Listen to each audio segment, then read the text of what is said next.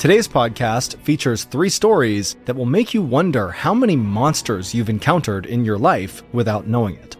The audio from all 3 of these stories has been pulled from our main YouTube channel and has been remastered for today's episode. The links to the original YouTube videos are in the description. The first story you'll hear is called Soft, and it's about how a couple's weird encounter in the woods would take a chilling turn years later. The second story you'll hear is called Parents Know Best, and it's about how a father's instincts turned out to be correct. And the third and final story you'll hear is called That'll Do, Pig, and it's about a shocking discovery on a farm in Oregon. But before we get into today's stories, if you're a fan of the strange, dark, and mysterious delivered in story format, then you've come to the right podcast, because that's all we do, and we upload twice a week, once on Monday and once on Thursday. So, if that's of interest to you, please offer to make the Amazon Music follow button a cup of coffee, but be sure. In the 1970s, a young woman and young man were on their very first date together, and it wasn't going very well.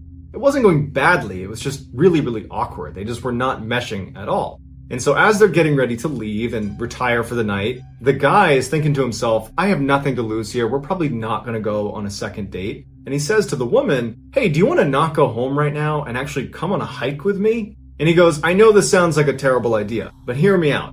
I go mountain climbing in this area called Provo Canyon. It's not that far from here. There are these beautiful trails that lead up the side of the canyon to these amazing scenic overlooks. And tonight it's a new moon, so there's great visibility. And I just think that you might enjoy it. And so at first, the woman is obviously a little bit hesitant. But when he says, look, I go hiking there at night all the time. I love it out there. And I promise if there's any weirdness, if you don't like being there, we'll just turn around and leave. It's totally safe. And so after a little bit of coaxing, she finally says, okay, you know what? That sounds fun. Let's go do it. And so their date that had been really awkward suddenly became really exciting. And the two of them were kind of like thrilled, like, wow, look at us making our way up for a nighttime hike through Provo Canyon. And so they arrive at the mouth of this canyon, and they're both obviously excited, and they hop out and they start walking up this trail that brings them into a heavily forested section of the canyon. Now, to this point, the guy felt like this was a really great idea. He really had gone hiking here a bunch, and he really did know the area well. But as the trail brought them into the forested area, the guy remembers feeling this overwhelming sense of dread. He didn't know why, it was just like an overwhelming sense of anxiety that something bad was going to happen to them.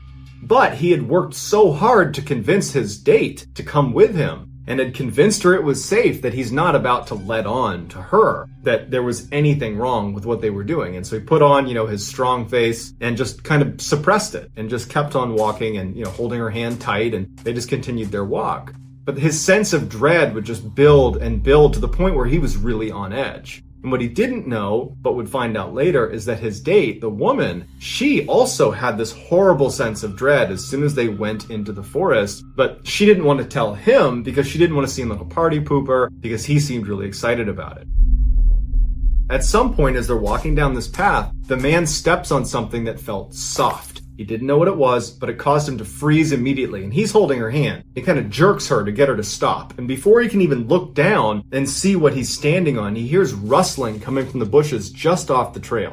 She hears it too, and both of them, without saying a word to each other, because again, you gotta remember, they're both really stressed. They haven't let on to the other how stressed they are, but they're both basically ready to leave. And so the two of them turn around and they hightail it out of there. He has no idea what he stepped on. They don't know what they heard in the bushes, but they don't care. The anxiety was so high, they just wanted to leave.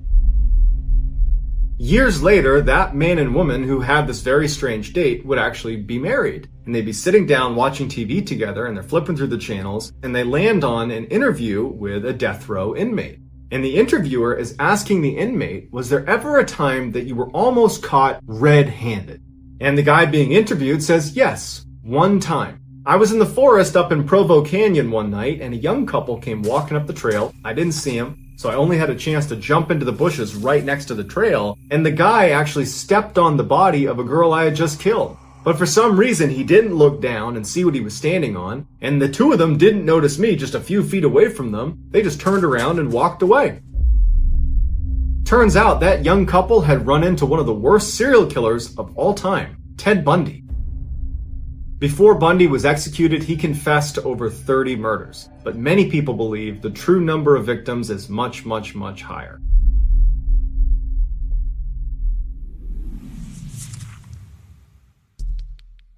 Our next story is called Parents Know Best.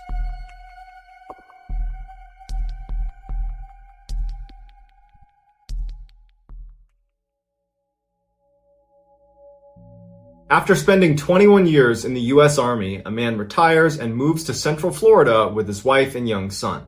Although his family had plenty of money because he had a pension coming in and his wife still worked full-time, he just got bored really quickly after moving to Central Florida and decided he would just take a job doing something just to stay occupied. And so he ended up taking a job at a highway gas station. One of the primary reasons he chose this particular job is because the owners of the gas station didn't care if his son came along to help him stock shelves and hang out behind the cash register. And so for years, that's just how it went. The man would work at the gas station and his son would tag along. Even after his son became a teenager and you'd think might be wanting to do other things, well, the town was so small, there was almost nothing to do. So his son still came along well into his teenage years. One night in 1990, his son, who was 15 years old at the time, was at the station and he was actually taking a break sitting outside on a picnic table. He was reading a magazine, drinking a Mountain Dew, and it's dark out, and he notices out of the corner of his eye that there is a woman walking off of the highway towards the gas station. It was a very quiet night at the time, so there's no cars getting gas, there's nobody there, and there's not really anybody even driving on the highway, and so that's why she really stood out to him. And he turns and he notices her, and he thinks to himself, no one ever walks to our gas station. We're on a highway. Everybody drives here. So she must have broken down, and she must be coming here to try to use our phone to call a tow truck or something like that. So the woman is walking across the lot, coming closer and closer to the gas station, and the boy at this point has turned his attention back to his magazine, but he would say later that he kept looking up and keeping an eye on her, because there was something off about her. The woman ultimately walks right behind him and goes in the door into the gas station. Doesn't acknowledge the boy, doesn't say hi to him, just walks straight inside, and she starts walking up and down the aisles of the gas station. Now, from where the boy was sitting, it's all glass, so he could clearly look in and see his father behind the counter, and he could see the head of this woman as she walked in and around all these aisles. And as soon as the woman was in the store, kind of pacing around the aisles, the boy put his magazine down and was just watching. And he noticed that she was not really shopping. She was just looking down for a few seconds, wouldn't pick anything up, so she wasn't buying anything. And she would look up at the counter where his father was, and she would just stare at him, and then she'd look back down at what she was doing, and she would go through all the aisles. And at some point, the woman just kind of abandons this phony, I'm pretending to shop routine, and just walks up to the counter. Now, nobody else is in the store, there's nobody else coming in, and so the boy could actually fairly clearly hear what she was saying to his father. And she told his father that she had broken down and she needed a ride, and could he drive her to Ocala, which was the next big town north of this gas station. And the boy would say that his father acted very strangely, because his father is normally incredibly pleasant with all the customers. He's very chatty even. Like, he talks to everybody who comes in the store. But as soon as this woman had gone in, his dad had seemed kind of dismissive and almost rude to this woman. And when she was talking to him, asking for a ride, he just said, no, I won't give you a ride. The woman is annoyed by how quickly she's been shot down, but instead of just taking no for an answer, she turns and looks at the boy who's sitting out on the bench, who's looking right at her, and she points at the boy, and she says, what about him? Is he your son? Can he give me a ride? The boy notices that his father, who's not within her eyesight, is looking at his son going, no. Like, whatever she wants from you, you're gonna say no to it. And the boy's a little bit confused by this because he's still trying to understand why his dad was so against helping this woman, because she clearly needs our help or someone's help. But he just took his dad at face value. And when the woman's pointing at him, he knew, the boy, that if she came over and asked him, he would say no. But it wouldn't come to that, because the boy's father would say to the woman, no, my son's not going to give you a ride. You need to leave here immediately. Do not come back. Leave. We're not going to help you. She's furious. She's cussing him out. She storms out and slams the door. She starts cussing at the boy, and she walks off. The whole time she's turning around and flipping them off and screaming profanities at them, but she ultimately walks off. And the dad kind of followed her out and is standing next to his son as she walks off. And the boy asks his dad, like, what was her deal? Why did that happen? Why did you not want to help her? And the dad just said, I don't know. There was something off about her, and I don't know how to place it, but I did not want her around you. I knew I didn't want to give her a ride. I knew she had to go. A year later, the boy is in his room when he hears his dad in the other room yelling for him to come in here and look at the TV. So he runs into the TV room, and on the TV is the same woman from the gas station. Better known as Eileen Wuornos, she was a serial killer who used to pick up her male victims at gas stations in Florida. It's unclear whether the boy or the boy's father were her next victims, but by the time she had shown up at that gas station, she had already killed 4 people. And following that interaction with them at the gas station, she had gone on to kill 3 more people, including someone in Ocala, Florida, which was the town she had asked them to give her a ride to. Eileen had been caught, that's why she was on TV, and she was later sentenced to death.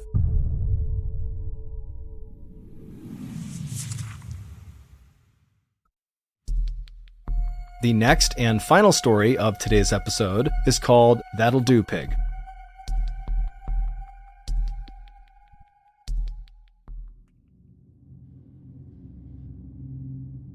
By most people's standards, Susan Monica's life had been pretty good. She had a small but very close group of friends, she had a great job working as an engineer, and she lived in one of the most exciting cities in the world, San Francisco, California. But Susan was not happy. Moving to the big city was not so much a choice as it was a product of life and circumstance. Deep down, Susan had always been someone who preferred peace and quiet and being alone, things that were in rare supply in a big city like San Francisco.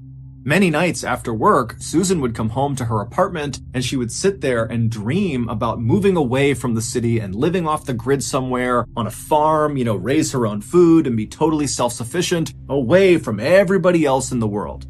And then one day in 1991, when Susan was 43 years old, she made that dream a reality. That year, she wound up purchasing a 20-acre farm located in a forest in a little town in Oregon called Weimar. However, this farm was really not a farm. There was nothing on it. There was no house for Susan to live in, there was no barn for her animals or tools, there was no running water, no electricity, no septic system. It was just pure Oregonian wilderness. But to Susan, it was perfect. The property kept her far away from other people, and she liked the idea of having to literally build her own farm. After all, she was an engineer by trade, so she actually knew how to build buildings efficiently and safely, and she was a big, strong, sturdy woman who was not afraid of manual labor. So, when Susan finally arrived in Weimar and made her way up the winding dirt road through the forest and arrived in front of her property and looked out at the vast, rugged landscape for the first time, she was filled with a rush of excitement. Even though there was nothing on her 20 acres, it already felt like home. Over the next several months, Susan would transform these 20 acres into a neat little farm, complete with a big barn and a shack for her to live in and a few animal pens for livestock. However, after the farm was built, Susan realized that building the farm was actually not the hard part. The hard part was maintaining the farm, going out there every day and doing all of her chores, feeding all the animals and doing all the different projects she had in mind. It was exhausting. And so not long after the farm was complete, Susan realized that as much as she wanted to be totally alone out there, she had to set that aside and hire some help. And so Susan printed out all of these help wanted flyers and put them all over town in Weimar, and before long, people began making their way up to her property to inquire about the role. Most of these applicants were people who struggled to find work elsewhere, either because they lived a sort of transient lifestyle, bouncing around from place to place so no one was ready to hire them long term, or because they had a criminal record and just straight up could not get a job. But Susan didn't care about either of those things. All she cared about was the people she hired would work hard and they would respect the peaceful, calm atmosphere she was fostering on her farm. Basically, do the work and leave me alone. And over the next 20 years, Susan would find dozens of people who were able to do just that. Most of them would work for Susan only for a short period of time. Others would stick around for a little bit longer, but eventually all of Susan's workers kind of rotated pretty quickly and moved on to other things. And when that happened, Susan would simply put up more help wanted flyers in town and hire more people. And in all the 20 years that Susan had been hiring these temporary workers at her farm, after they did move on and went somewhere else, Susan never heard about them again. However, that was about to change. On January 1st, 2014, Susan, who was 66 years old by this point, was outside of her shack out on her driveway when she happened to look up and see a car coming up her road. Now remember, she lives in the middle of nowhere. No one comes out to see her, so this is a very rare event. And so Susan is totally keyed in on this car. And this car, they pull into her driveway, and then out of the car pop 3 young people. It was 2 young men and 1 young woman. And before Susan could even ask them who they were or why they were here, they were telling her. They said they were looking for their father, Robert Haney, who at one point had told them he was working on Susan's farm in exchange for a little cash, and also Susan was letting him park his camper on her property, and he was living in that camper. The kids said their father always checked in with them at least once every couple of months, but they had just gone this really long stretch without hearing from him, and since he didn't have a cell phone and no permanent address, they had no real way of getting in touch with him, and so they were out there looking for him to make sure he was okay. And so they asked Susan, "Do you remember our dad, Robert? And if so, do you know where he is?" Even though this whole situation was totally surprising for Susan, because she almost never got visitors, so that alone was kind of jarring for her. But when she heard the kids say their dad's name, Robert Haney, she immediately knew who that was. Susan told them that she had hired their father the previous spring to help build a structure on her farm. And initially, Robert was really nice to have around the farm. He worked really hard, he kept to himself, he was quiet, and he had a dog that was really friendly and loving. But in August of the previous year, so 5 months into Robert's employment on Susan's farm, Susan would tell them that their dad totally changed. He started drinking really heavily and not really working very much, and spending a lot of the day just kind of ranting and raving outside of his camper about how he wanted to exact his revenge on someone. Susan would eventually find out that what Robert was talking about is apparently one of his kids had been assaulted, and he felt very guilty that he had not been there to protect his child. And so the way Robert was handling this guilt was by drinking and thinking about getting his revenge on the attacker. Now, while Susan did understand why Robert felt the way he did and why he was kind of acting the way he was, it didn't change the fact that Robert's behavior had become very disruptive on her farm, and the one thing Susan really wanted was peace and quiet. And so she decided she would have to go confront Robert about his behavior and potentially fire him if he couldn't find a way to calm down. But before Susan ever had to do that, Robert one day just walked right up to her shack, he handed her an envelope filled with cash, and he asked Susan if she wouldn't mind looking after his dog for a while. And Susan was so taken aback by his complete change in behavior and this request that she just took the envelope and said, "Okay, I'll look after your dog." And then Robert nodded as thank you, he turned around, and he walked away from her. And then a few moments later, Susan's standing there with the envelope in hand, watching as Robert is climbing into some white car that had just pulled up in front of the property. She didn't know who was in the car with him, and then the car turned around and drove out of sight. Susan told the kids that that had happened back in September, so about 4 months ago, and since he left, she had not heard from him, despite the fact she still had his dog, and she told the kids that a lot of Robert's stuff was still in his camper. Susan brought the kids over to the side of her property where Robert's camper was, and when they went inside, sure enough, all their father's things were all over the place, but the one item that immediately stood out to them was their father's tool belt. They knew their father was a traveling handyman, that was how he made his living, and so it begged the question, why would he leave his tool belt here if he knew he was going to be gone for several months potentially? It didn't make any sense. After leaving Robert's camper, the kids thanked Susan and asked her to please be in touch if she learned anything else about their dad, and she said she would. And then the kids got back in their car, and they began driving south towards the Jackson County Sheriff's Office. When they got there, they asked to file a missing person report for their dad. However, they learned very quickly that it was going to be very challenging to locate their dad, because their dad lived this transient lifestyle with no cell phone, he had no permanent address, he had nothing that could really be traced. But the investigators agreed with Robert's children that their dad's absence was a big concern, given the fact that his last interactions with Susan had consisted of him drinking very heavily and talking about going and getting his revenge on his child's attacker. And so the sheriff and the deputies were very concerned that that was exactly what Robert had done. He had gone out and potentially murdered someone and now was in hiding. So they asked Robert's kids if they could think of absolutely anything that could possibly allow investigators to track down Robert. And at some point, one of the kids said, "Oh, what about my dad's EBT card?" EBT cards, or electronic benefit transfer cards, are like debit cards for state welfare services. You can use the cards to buy things like groceries, and the cards are definitely traceable. A few days later, when Robert's EBT card trace came back, investigators saw the card had been used just 1 month earlier in a Walmart located about 30 minutes southwest of Susan's farm. Now, this trace obviously didn't tell investigators where Robert was right now or what kind of condition Robert was in, but they had no other leads to operate on, so they decided they would go to the Walmart and see what they could find.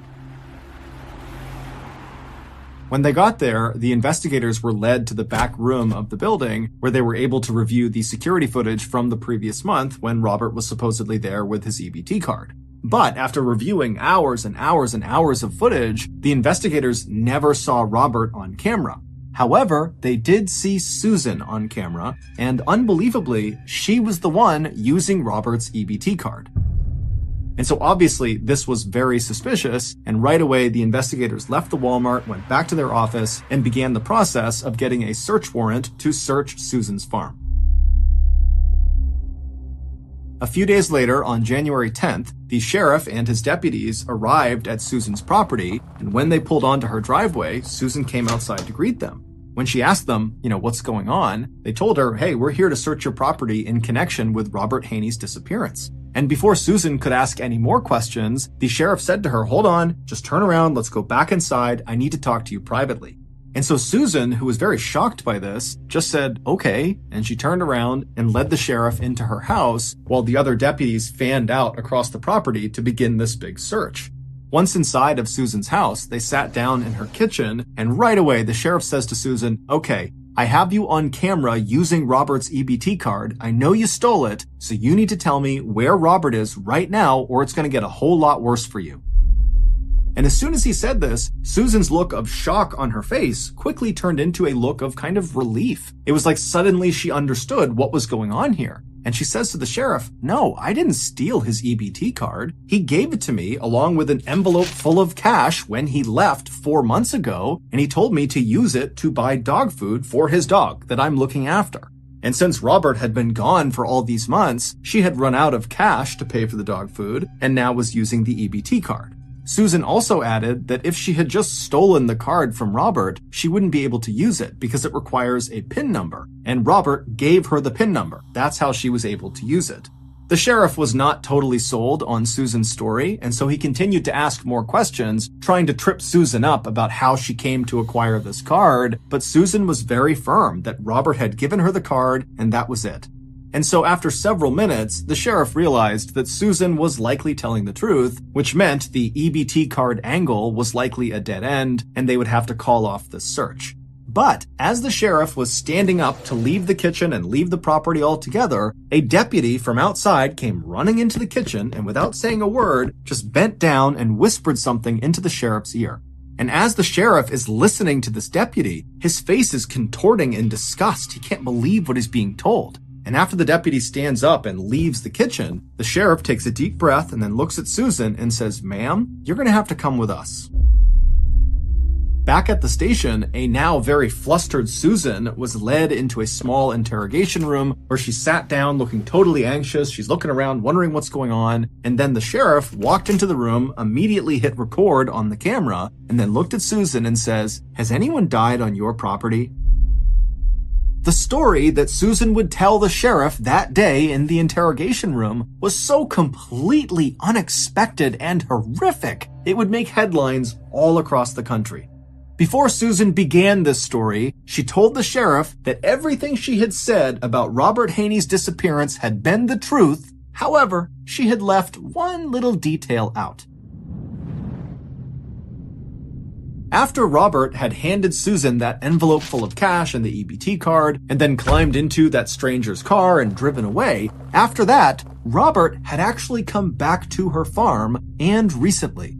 Susan said she discovered his return when one morning she got up and she went outside to go feed her animals when she looked over at the pig pen and saw all the pigs who would normally be laying down and lounging around at that time of the day. They were all up and they had converged in one portion of the pig pen and they had kind of formed a circle around something on the ground as if they were all trying to look at something on the ground.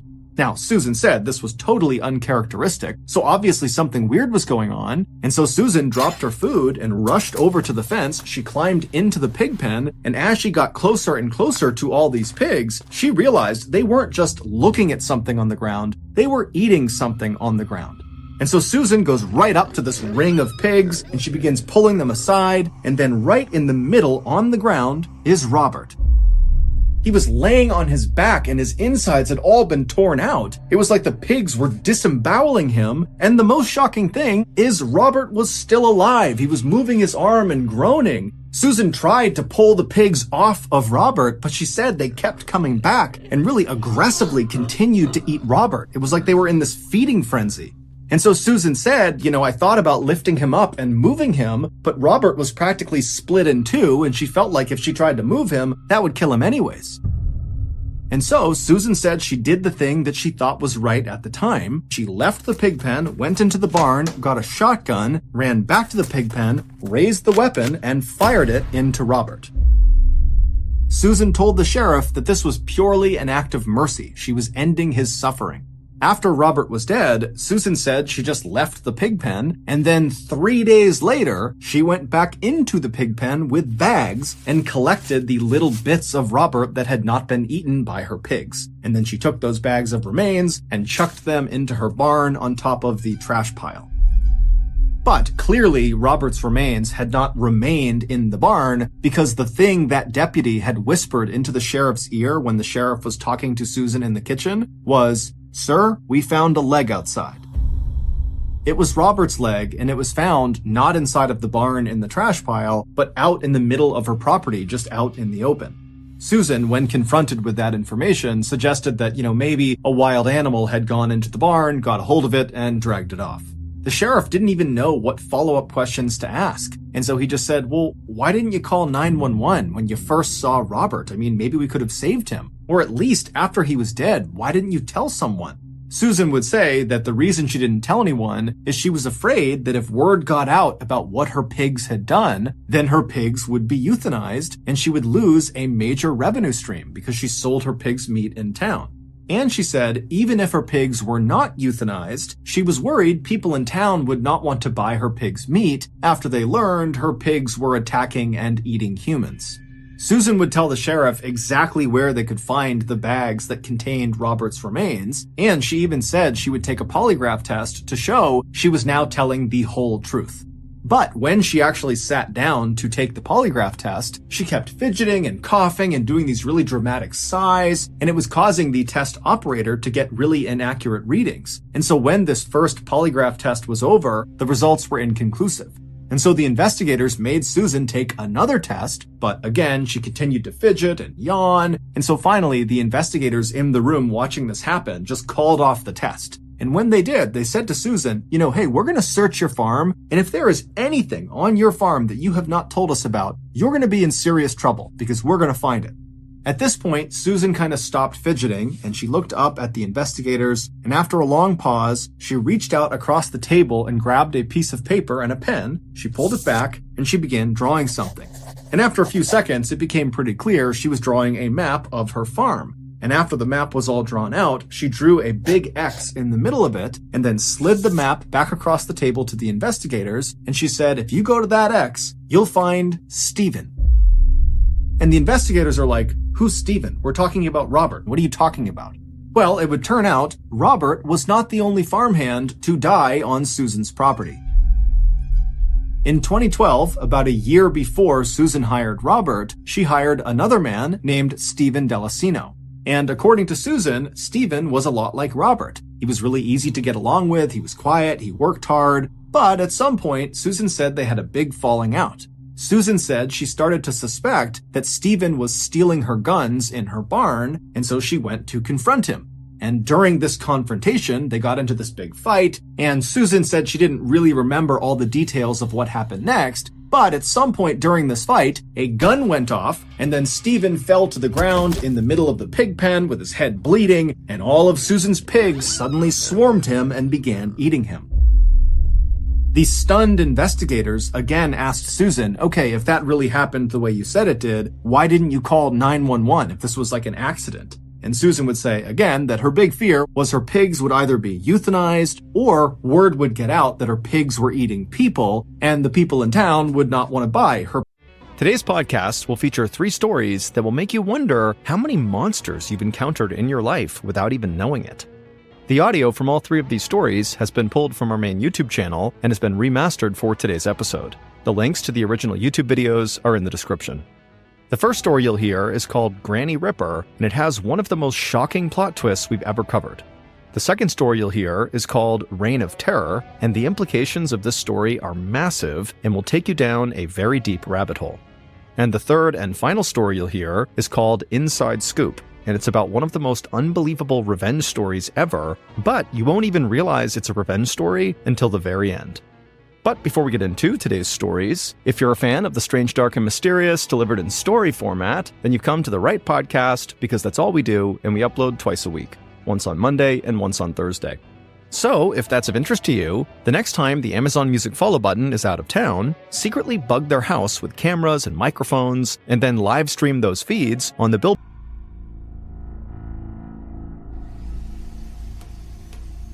In March of 2015, 68-year-old Tamara Samsonova was having renovations done to her home in St. Petersburg, Russia.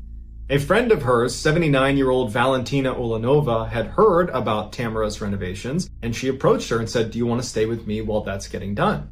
Tamara was very thankful, immediately said yes, and as soon as she moved in, she immediately started picking up the slack by cleaning up the house and doing the dishes, and made sure she always cooked food for her friend because she wasn't able to pay rent.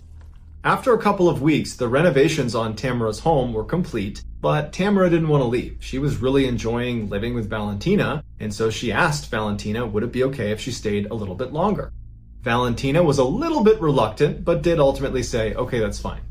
A couple of months go by, and Tamara is showing no sign that she plans on leaving Valentina's home anytime soon, and Valentina is getting increasingly frustrated with that reality.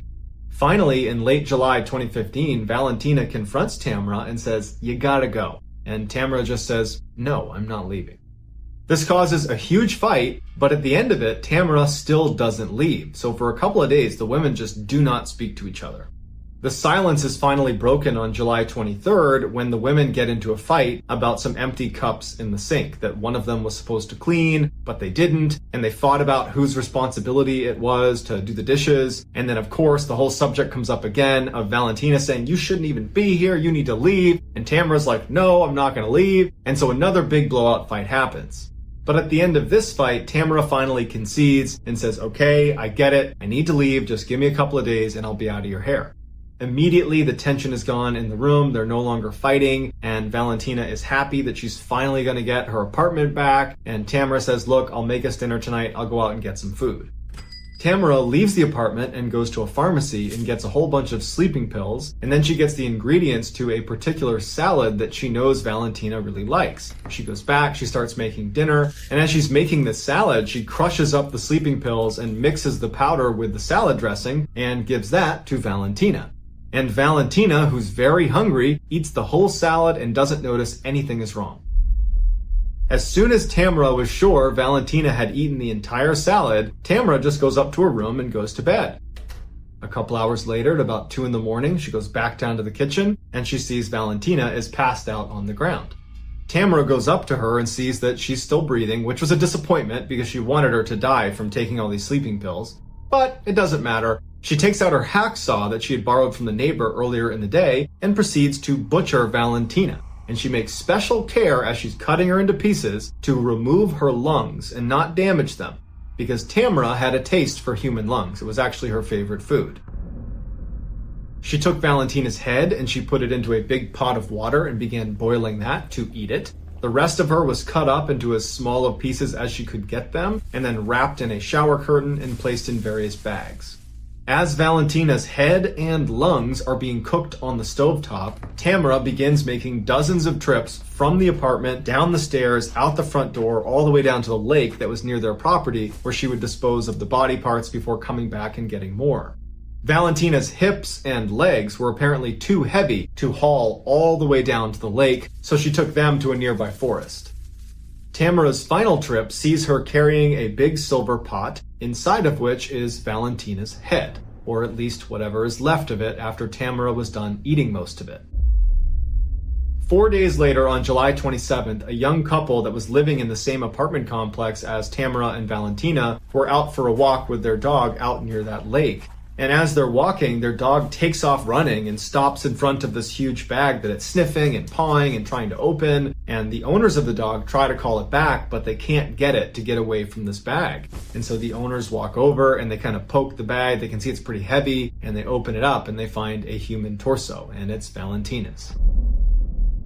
When the police show up, the first thing they do is they go to Valentina's apartment, and they're surprised to find Tamara living there. They're kind of sensitive with her, and they say, your friend, your relative, was just found deceased, and we need to look around the apartment.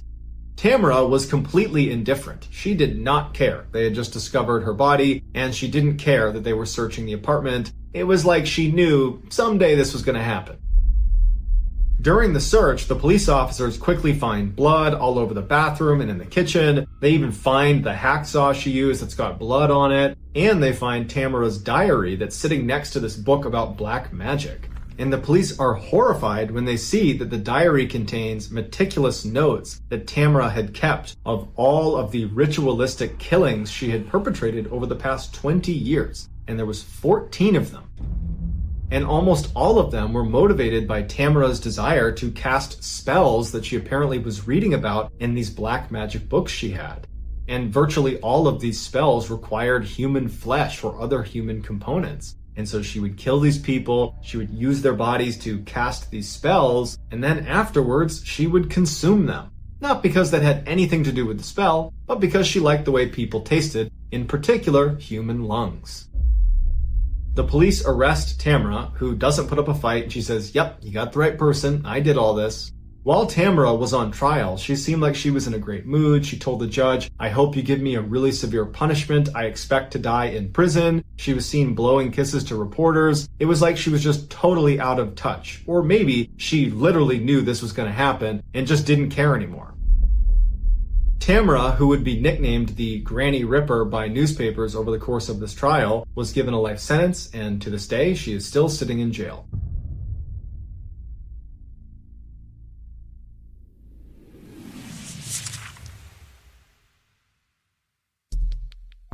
Our next story is called Reign of Terror.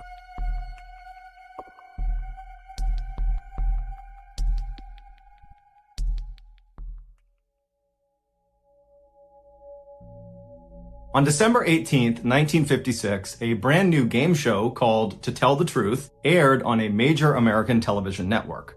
The premise of the show was relatively simple. 4 celebrity judges would be presented with 3 people called contestants who all claimed to be the same person.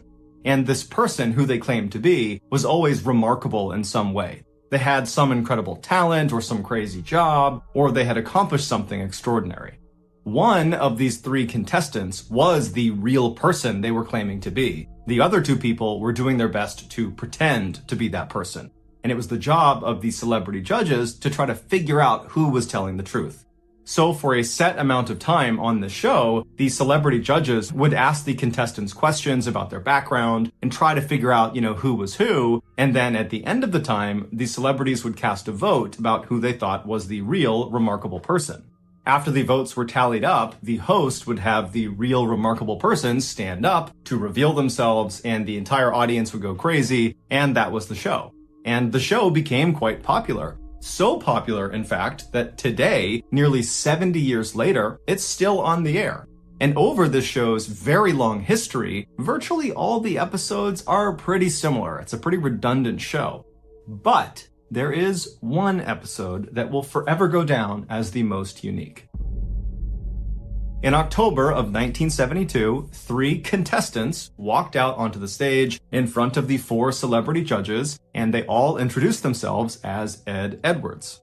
Then the host of the show read aloud the biography of the real Ed Edwards. And he would say that Ed, at one point, was on the FBI's list of the top 10 most wanted criminals in America for crimes like armed robbery and impersonating a federal officer. And then after he was finally caught by law enforcement and went to prison, a prison guard helped him turn his life around. And then upon release from prison 14 years later, Ed remained this reformed criminal and became a successful author and motivational speaker who specialized in telling people how to identify con men and criminals and how to protect themselves from these people. After the real Ed Edwards biography was read aloud, the 3 contestants sat down and the celebrity judges began asking them questions about their past. And then after the time was up, the celebrities cast their votes and then the real Ed Edwards was revealed.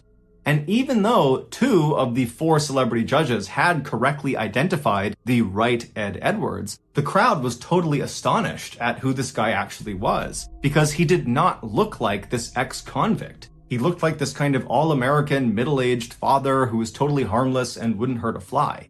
But either way, the show ended and then the world forgot about Ed Edwards. Until 2009. That year, Ed's estranged daughter, 40-year-old April Blasio, finally decided to investigate something that had plagued her for her whole childhood. Despite her father's claims that he was this reformed criminal and this stand-up, law-abiding guy, she didn't believe it. She never believed it. She thought he had never been reformed and just was a criminal and always had been. Behind closed doors, Ed was violent and abusive, and he was a compulsive liar. She remembered in the 1970s and 80s when she was a young kid, Ed would make their family pack up and move sometimes in the middle of the night, and April always assumed it was because her dad was wrapped up in something criminal. But every time she asked him, he would say, oh, well, I was an informant when I was in jail and I snitched on some people, and some of those people figured out where we live, and so we gotta move. April knew he was lying, but there was nothing she could do, and so they just kept on moving around. But she always thought something else was going on. So in 2009, when April is now this 40-year-old woman, she's laying in bed one night and finally says, you know what? I'm just gonna start Googling some stuff.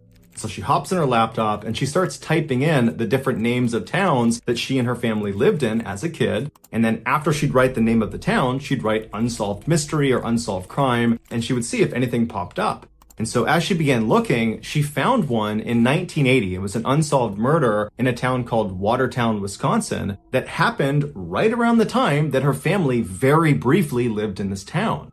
There was this young teenage couple that had left this wedding and they had driven down this dead-end road and they were just kind of enjoying each other's company when an unknown assailant who matched the description of Ed Edwards walked up to their car, broke in, shot them both to death, and then disappeared. And so on a hunch, April called the Watertown Police Department the following day and told them that I think my father might have been responsible for this double homicide. It's just a hunch, but he matches the description. We were there in this very small window of time when it happened. And so the police said, okay, we'll go have a look. And so the Watertown police, they tracked down Ed Edwards, who was living in Kentucky at the time, and they got him to give them a DNA sample. And when they tested the DNA sample, it matched the samples that were taken at the crime scene in 1980. And so Ed Edwards, he was arrested and brought back to Wisconsin, and as soon as he was in custody, he confessed to the murder. And then he requested the death penalty, but he was told the maximum punishment for this crime was life in prison. Ed didn't like this, and so he confessed to another double homicide from 1977 in Ohio, where he killed another teenage couple, thinking that would give him the death penalty. But through a loophole, they said, well, actually, that still won't get you the death penalty. You're still facing life in prison.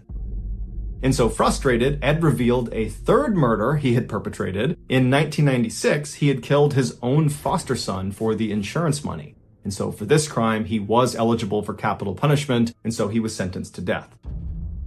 But he would die of natural causes 2 years later in 2011 before the state could execute him. Since his death, cold case investigators and members of his own family have theorized that Ed Edwards is almost certainly responsible for more killings beyond just the 5 he happened to confess to.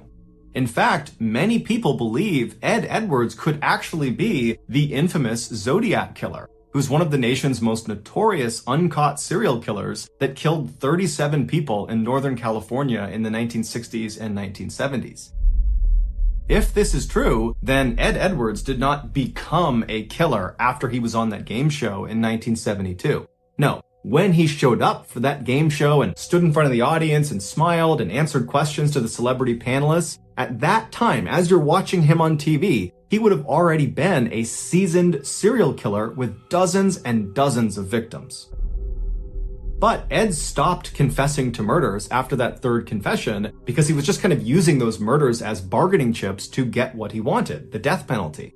And once he got it, he went silent. And now that he's dead, we're never going to get another confession out of him. And there's no proof connecting him to any unsolved murder cases. And so unfortunately, it's unlikely we'll ever know the full extent of Ed's reign of terror.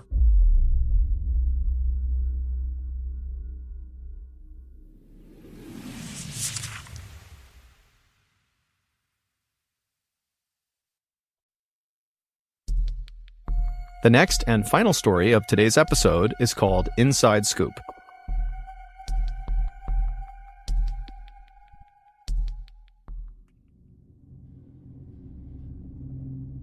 In the early evening of May 7th, 2008, a 65-year-old woman named Zivana Temolkoska walked around her kitchen inside of her apartment in the little southeastern European city of Kisevo. Kisevo is a quiet place at the base of this huge mountain in northern Macedonia, and while it's totally beautiful, it's utterly remote, and basically nothing really of note happens here. Zivana cleaned houses for a living, but on this particular day, she was on a day off, and so she was just kind of hanging out at her apartment, waiting for her adult son named Zoran to come home. It was a beautiful, warm evening that night, and so Zivana had the windows in the kitchen open as she walked around making herself something to eat, and at some point as she was doing this, she heard her phone ring. And so she grabbed it and answered, and she heard the sound of her friend on the other line. But her friend's voice sounded strange. It was strained and very uncomfortable, and she was asking Zivana if she was paying attention to the news right now. Did she have the radio on or the TV? And Zivana was like, no, why? And the friend would tell her that all over the news right now, there was this huge, terrible traffic accident that had happened in their town, and unfortunately, Zivana's son, Zoran, who she was waiting for to come home, was apparently involved in this accident.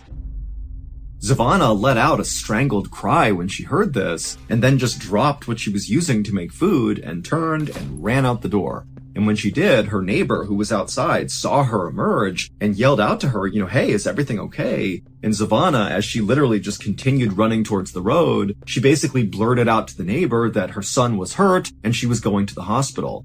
And this neighbor watched as Zivana just ran down the road, turned the corner, and disappeared. Zivana did not have a car of her own, and so literally she was going to run to the hospital to make sure her son was okay. A little while later, that same neighbor who had just watched Zivana disappear around the corner heard a knock on their door. And so the neighbor went to the door, they opened it up, and they were totally shocked at who they saw standing outside.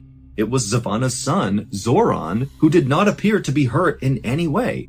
But before the neighbor could ask any questions about this, Zoran, who looked visibly confused, said to the neighbor, hey, have you seen my mom? We were supposed to meet and have dinner together, and it's just totally unlike her to disappear without telling me where she was going.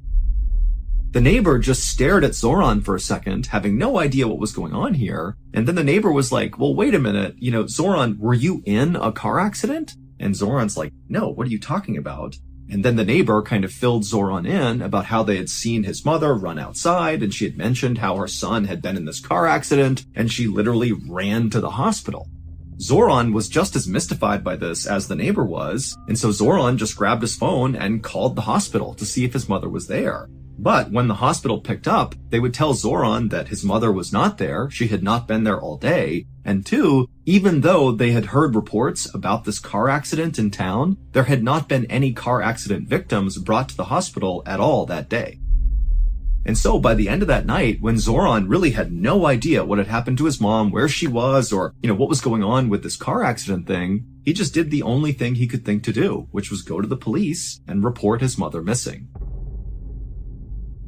9 days later, on May 16th, when still Zivana was missing and the police had no idea what happened to her, there were no new leads, nothing, on this day, a 56-year-old reporter named Vlado Teneski, who actually happened to live not that far away from where Zivana lived, he got a call from one of his police sources. And the source would tell him that Zivana had actually just been found, even though this was not public information, and unfortunately, Zivana was dead. Her body, which had been beaten and strangled and stabbed, had been found wrapped up in plastic and dumped in this illegal dumping area not far from the town's football stadium. The source told Vlado that when her body was searched, they discovered she still had valuables on her person, and so that kind of ruled out the possibility that this was a robbery gone wrong, which was the initial theory about what they were seeing. However, when police had done an initial probe into Zavana's life to figure out who this victim was, they discovered that she was just this poor old cleaning lady who had no enemies to speak of, and so it really just made no sense that she was the victim of such an obviously brutal and intimate murder that was not financially motivated, at least not on the surface. Vlado thanked his source for all the information and then hung up.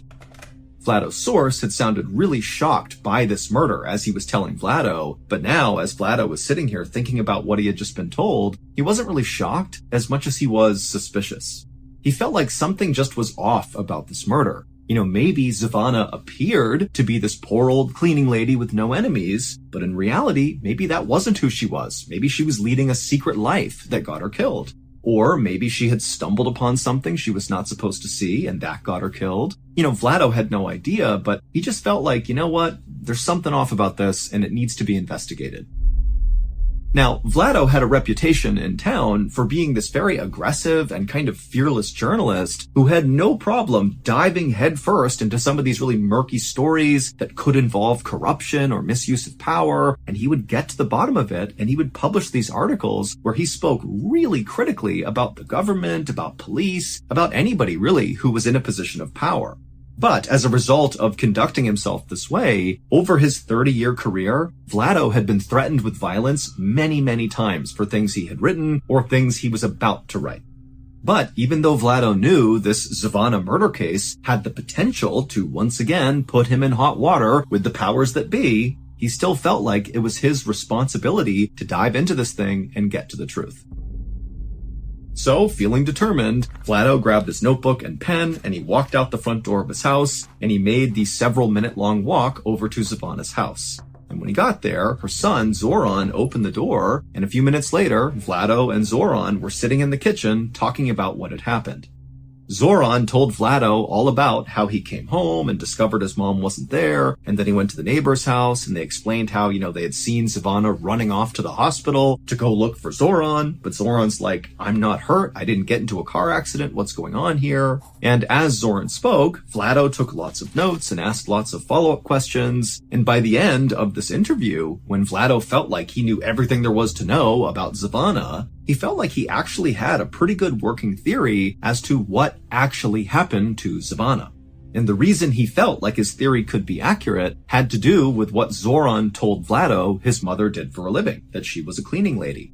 Now, it took Vlado a couple of days to put together his story. He had to go out and interview dozens more people in the neighborhood. But finally, on May 19th, so just 3 days after Zavana was found murdered, Vlado published his story in the newspaper.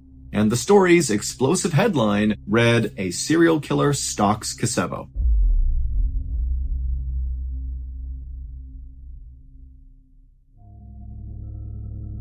In the story, Vlado says that Zavana's murder was very likely not an isolated killing. Instead, her murder was likely linked to 2 other murders of 2 other women.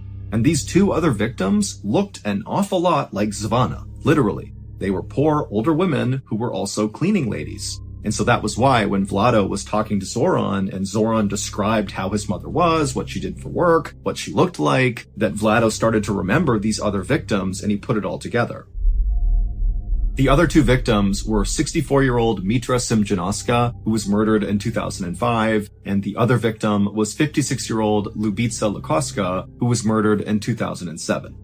Now, Vlado's story was totally explosive because what he's saying is that there is a serial killer that is on the loose in this town. But this story was also highly explosive because Vlado spoke very critically about the police who were involved in this investigation. Specifically, he pointed out that the 05 and 07 murders of those 2 other women, those had been totally mishandled because arrests had been made in at least one of those cases, and clearly whoever they arrested was innocent here. And so the police just totally dropped the ball, at least in Vlado's opinion. And when the police read Vlado's story, they were very upset at him because he was so critical of them. However, the police also did see that Vlado had managed to uncover a lot of new details from all of his interviews with witnesses and people in the neighborhood that did seem to paint a picture of this potentially really being a serial killer, not individual isolated killings. And so the police, based on Vlado's story, would actually begin investigating a serial killer in their midst. They linked all 3 murders and they began basically a new investigation. However, at the same time they began this new investigation, Vlado began to notice that he was being tailed all the time by police. He would be out in town doing his job, reporting and interviewing people, and there'd just be a police officer standing somewhere in the distance watching him. But Vlado had anticipated that no matter what, he was likely going to face some sort of blowback from the police, and so he just kind of accepted that they were going to watch him and maybe try to intimidate him, but it wasn't going to bother him because he had done his job, he had reported the story the best that he could, and if they wanted to watch him from a distance, they could do that. By early June, so about 2 weeks after Savannah had been found murdered, the police, in this new serial killer investigation they were doing, had narrowed down their suspect pool, which was in the hundreds, down to just 3 people. And they felt like they were very close to making an arrest. About a month later, on June 20th, so by this point Vlado is still being trailed by police all the time, but the police have not come out publicly and said anything about the serial killer case. They're just continuing their investigation. But on this day, June 20th, Vlado's editor at the newspaper got a call from a police officer telling the editor they were about to make an arrest in the serial killer case. And as soon as their conversation ended, the editor called Vlado to tell him the news. But when he called Vlado, Vlado didn't pick up, which was very unusual. Vlado always answered his calls. And the editor was also thinking to himself how strange it was that this officer had contacted him and not Vlado. Like, why aren't you going to the guy writing the stories and telling him about this new development? Why are you coming to me? The editor would continue to try calling Vlado several more times, but Vlado never answered. And so ultimately, the editor just kind of assumed that Vlado must be busy, interviewing someone, or maybe more likely, he had already learned about this imminent arrest, and he was on scene ready to capture in real time this arrest that was about to take place. Meanwhile, on a quiet street in Casebo, the police had surrounded this very modest 2-story home that was very overgrown out front. It was surrounded by tall fir trees, and all the windows had heavy drapes covering them up. And then once the police felt like they had totally surrounded this building, a team of officers walked up onto the porch and knocked on the door and yelled out that they were police, and whoever was inside, come out with their hands up. And for a moment, it was just silent and tense. And then the police on the porch heard footsteps inside the house. They had their guns ready to go. And then the door slowly opened up. And this man, who seemed very unthreatening and kind of confused, stepped out onto the porch. And the police immediately arrested him and took him away. A few minutes later, back at the newspaper headquarters, Vlado's editor got another phone call. And when he answered, it was the same police officer who had called before to warn him about this upcoming arrest. Except this time, the officer was calling to say the arrest had been made, they had caught their serial killer, and then he told the editor the name of the person they arrested. And when the editor heard the name, he dropped the phone in shock. The serial killer was Vlado. It would turn out that Vlado appeared very professional and calm on the outside, but inside, he was full of rage, specifically at his mother, who he viewed as this terrible, cruel person.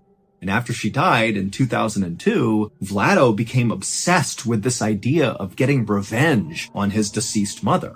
And the way he decided he would do that would be by killing random women who just kind of looked and seemed an awful lot like his mother. I.e., they were poor, older, and cleaning ladies. His 3 victims, Mitra in 2005, Lubitsa in 2007, and Zvana in 2008, had all personally known Vlado's mother. And so Vlado had actually used that connection to gain each of his victims' trust, and then once he had their trust, he would lure them away to strangle, stab, and beat them to death. In Vlado's explosive newspaper story, he lied about a whole bunch of things just to throw the police off. Like, for example, he made up that he spoke to a witness who claimed to have seen Savannah get into a car with two men right before she vanished. Vlado did not see that. That was just a total lie designed to confuse the police. Vlado had also been the one to plant that story on the radio about Savannah's son, Zoran, being in this terrible accident. That had caused Savannah to run out of her house and be vulnerable to be scooped up and killed, which is exactly what Vlado wanted. He had called the radio station and told them about this accident, and because he had previously worked for that radio station, they believed him without doing any fact-checking and broadcast the story. And so really that whole radio broadcast was just a very intentional trap by Vlado to kill Savannah. But what ultimately got Vlado caught was in the article he wrote, he left in some really specific details that the police had not revealed to the public. And so basically by including these in the story, it meant Vlado had an inside scoop into what was really going on. Like, for example, Vlado said that all three of these women who had been killed by the serial killer had been strangled to death by telephone cords that were left at the scene. But again, the police had not revealed that to the public, and so when they read the story, they actually became very suspicious of Vlado and thought he could be involved in these murders. And so when Vlado felt like the police were trailing him just to intimidate him, in reality, the police were trailing Vlado because they thought he could be the murderer, and eventually, when they got a DNA sample from Vlado, it was confirmed that their suspicions were right. He was the killer. After Vlado's arrest, he was immediately charged with 2 of the 3 murders, and the police were getting ready to charge him with the 3rd, and they were even looking at a 4th victim, potentially, that maybe Vlado had killed as well, but they weren't entirely sure yet. But on June 23rd, so just 3 days after Vlado's arrest,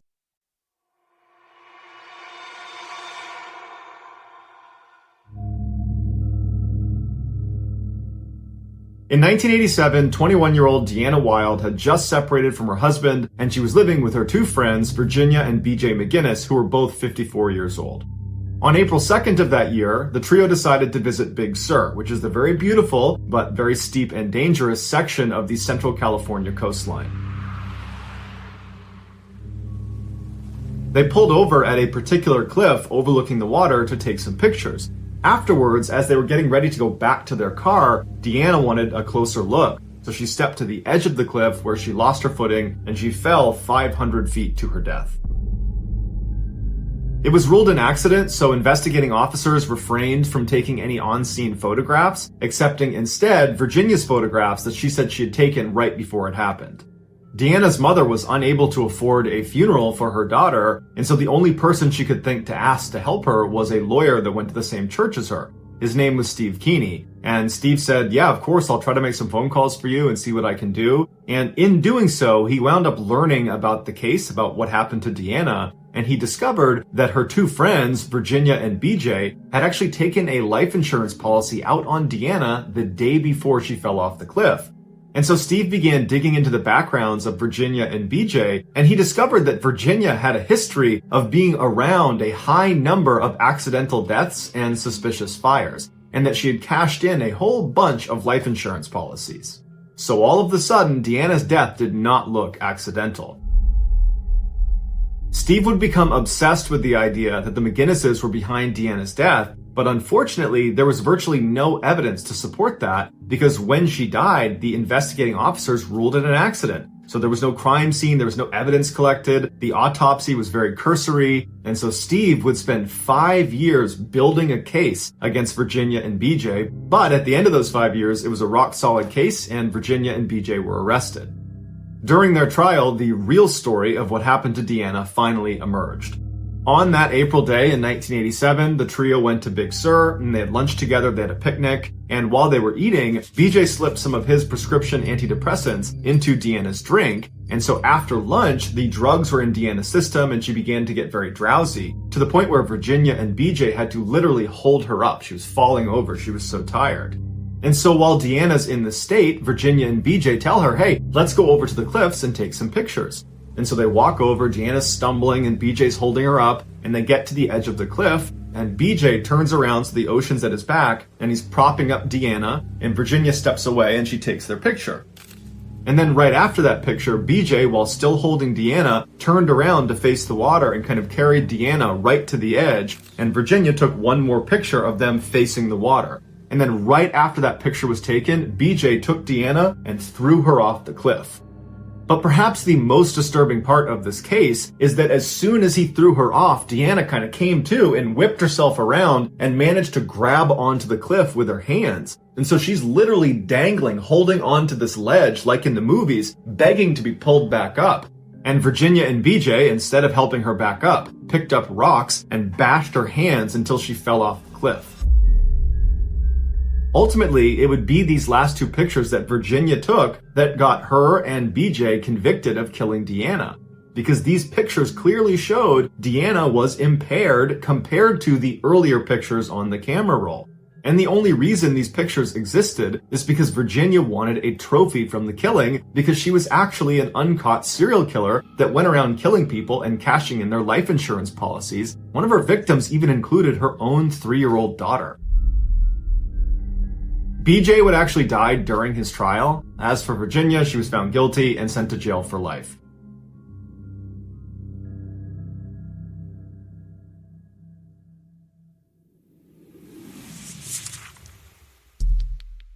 Our next story is called Psychopath.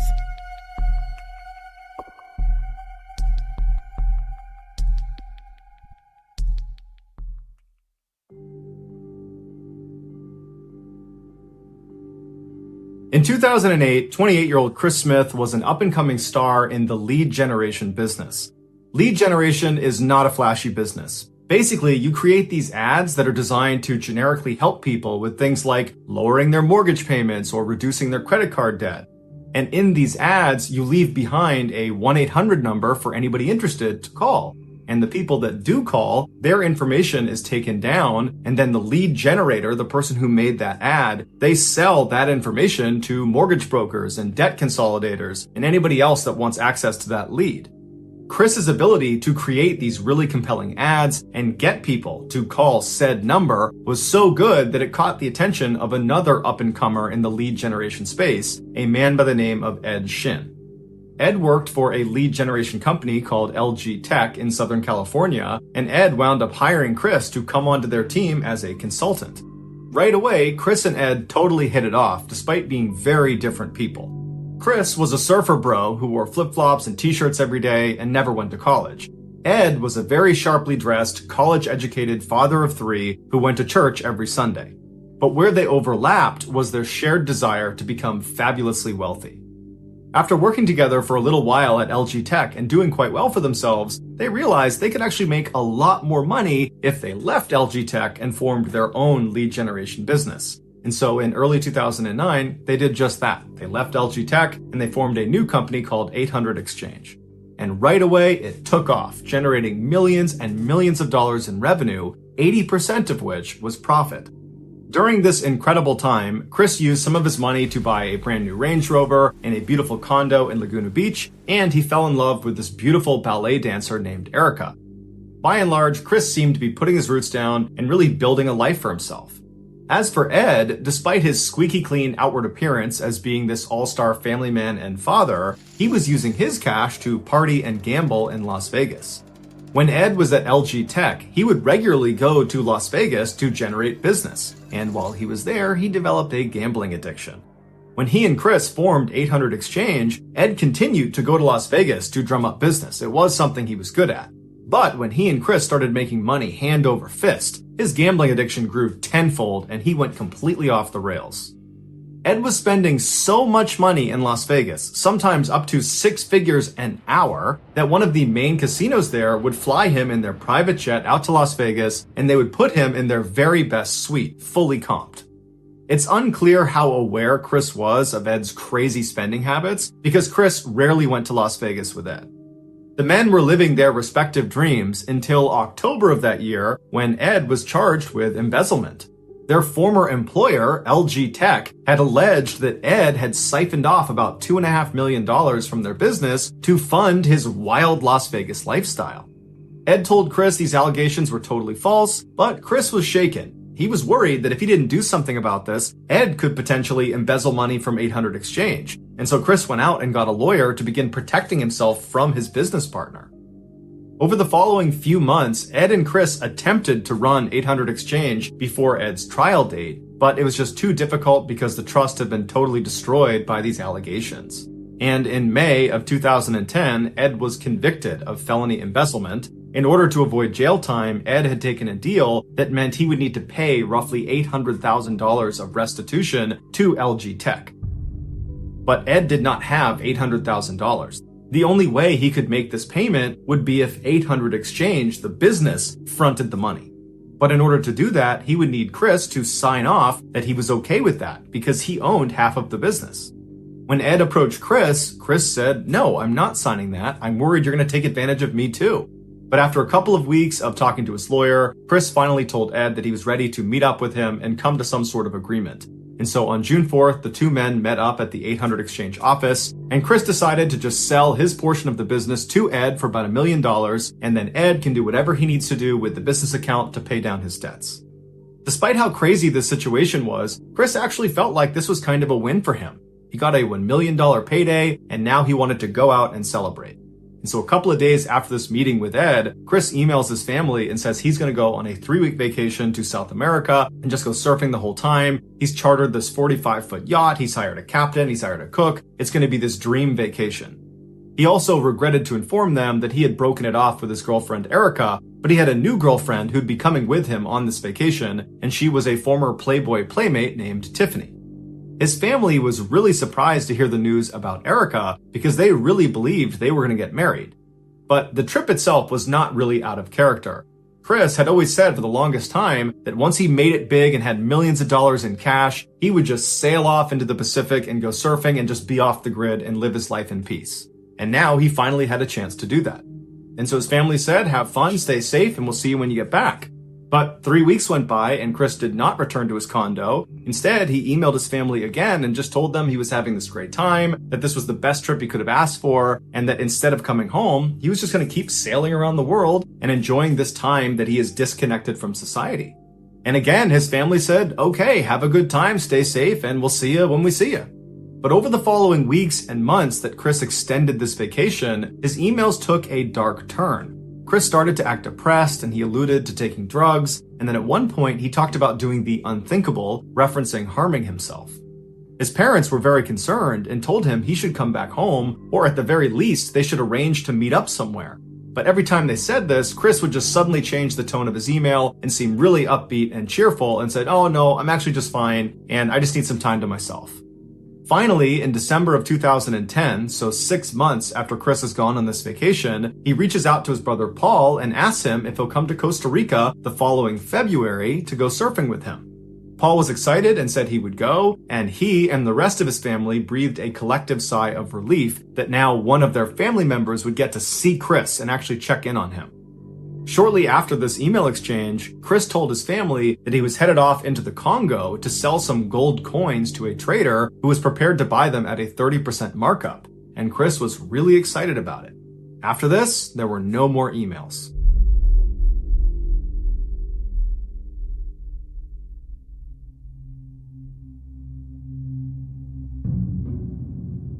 The family was concerned that this gold buyer potentially had kidnapped or hurt Chris, but Chris was going long periods of time between his emails to family, and so they figured, you know what, Paul's trip to Costa Rica where he's going to meet up with Chris is coming right up, so let's hold off doing anything drastic until then.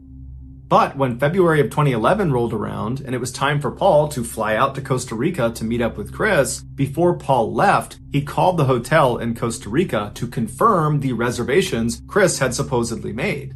And the hotel said, "We've never heard of Chris Smith. There are no reservations under his name."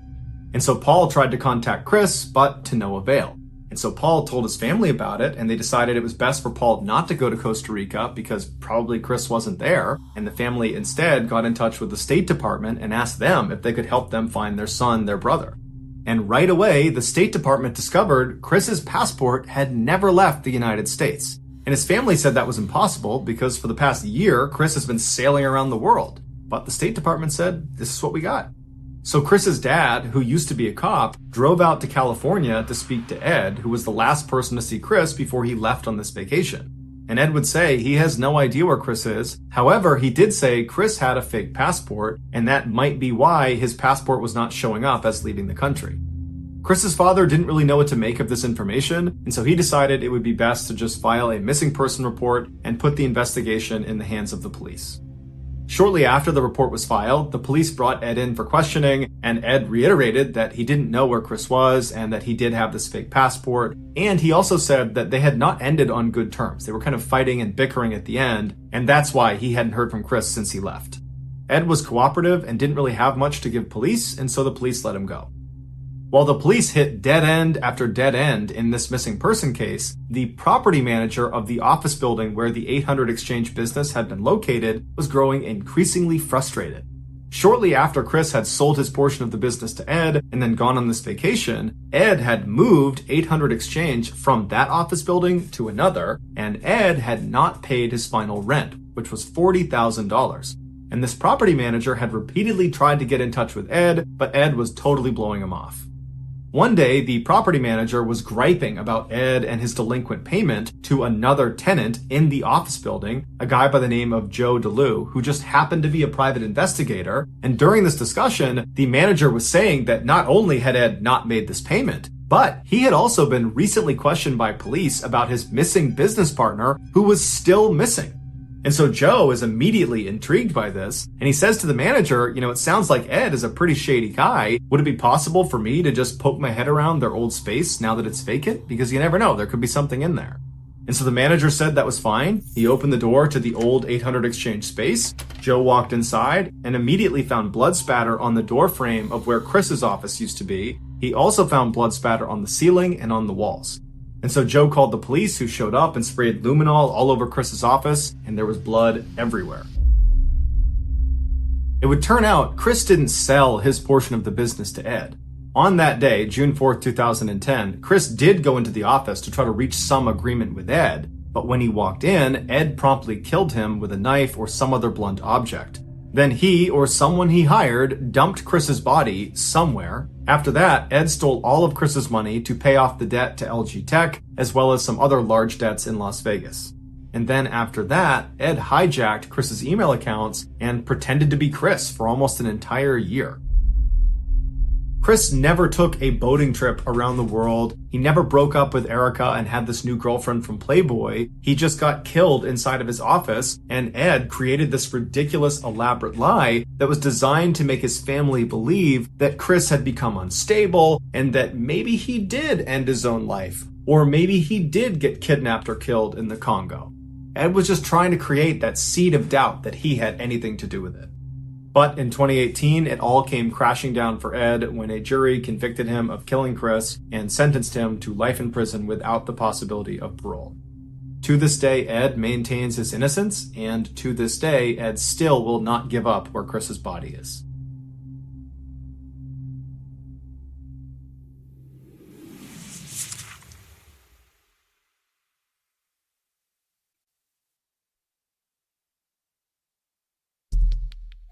The next and final story of today's episode is called The Pier.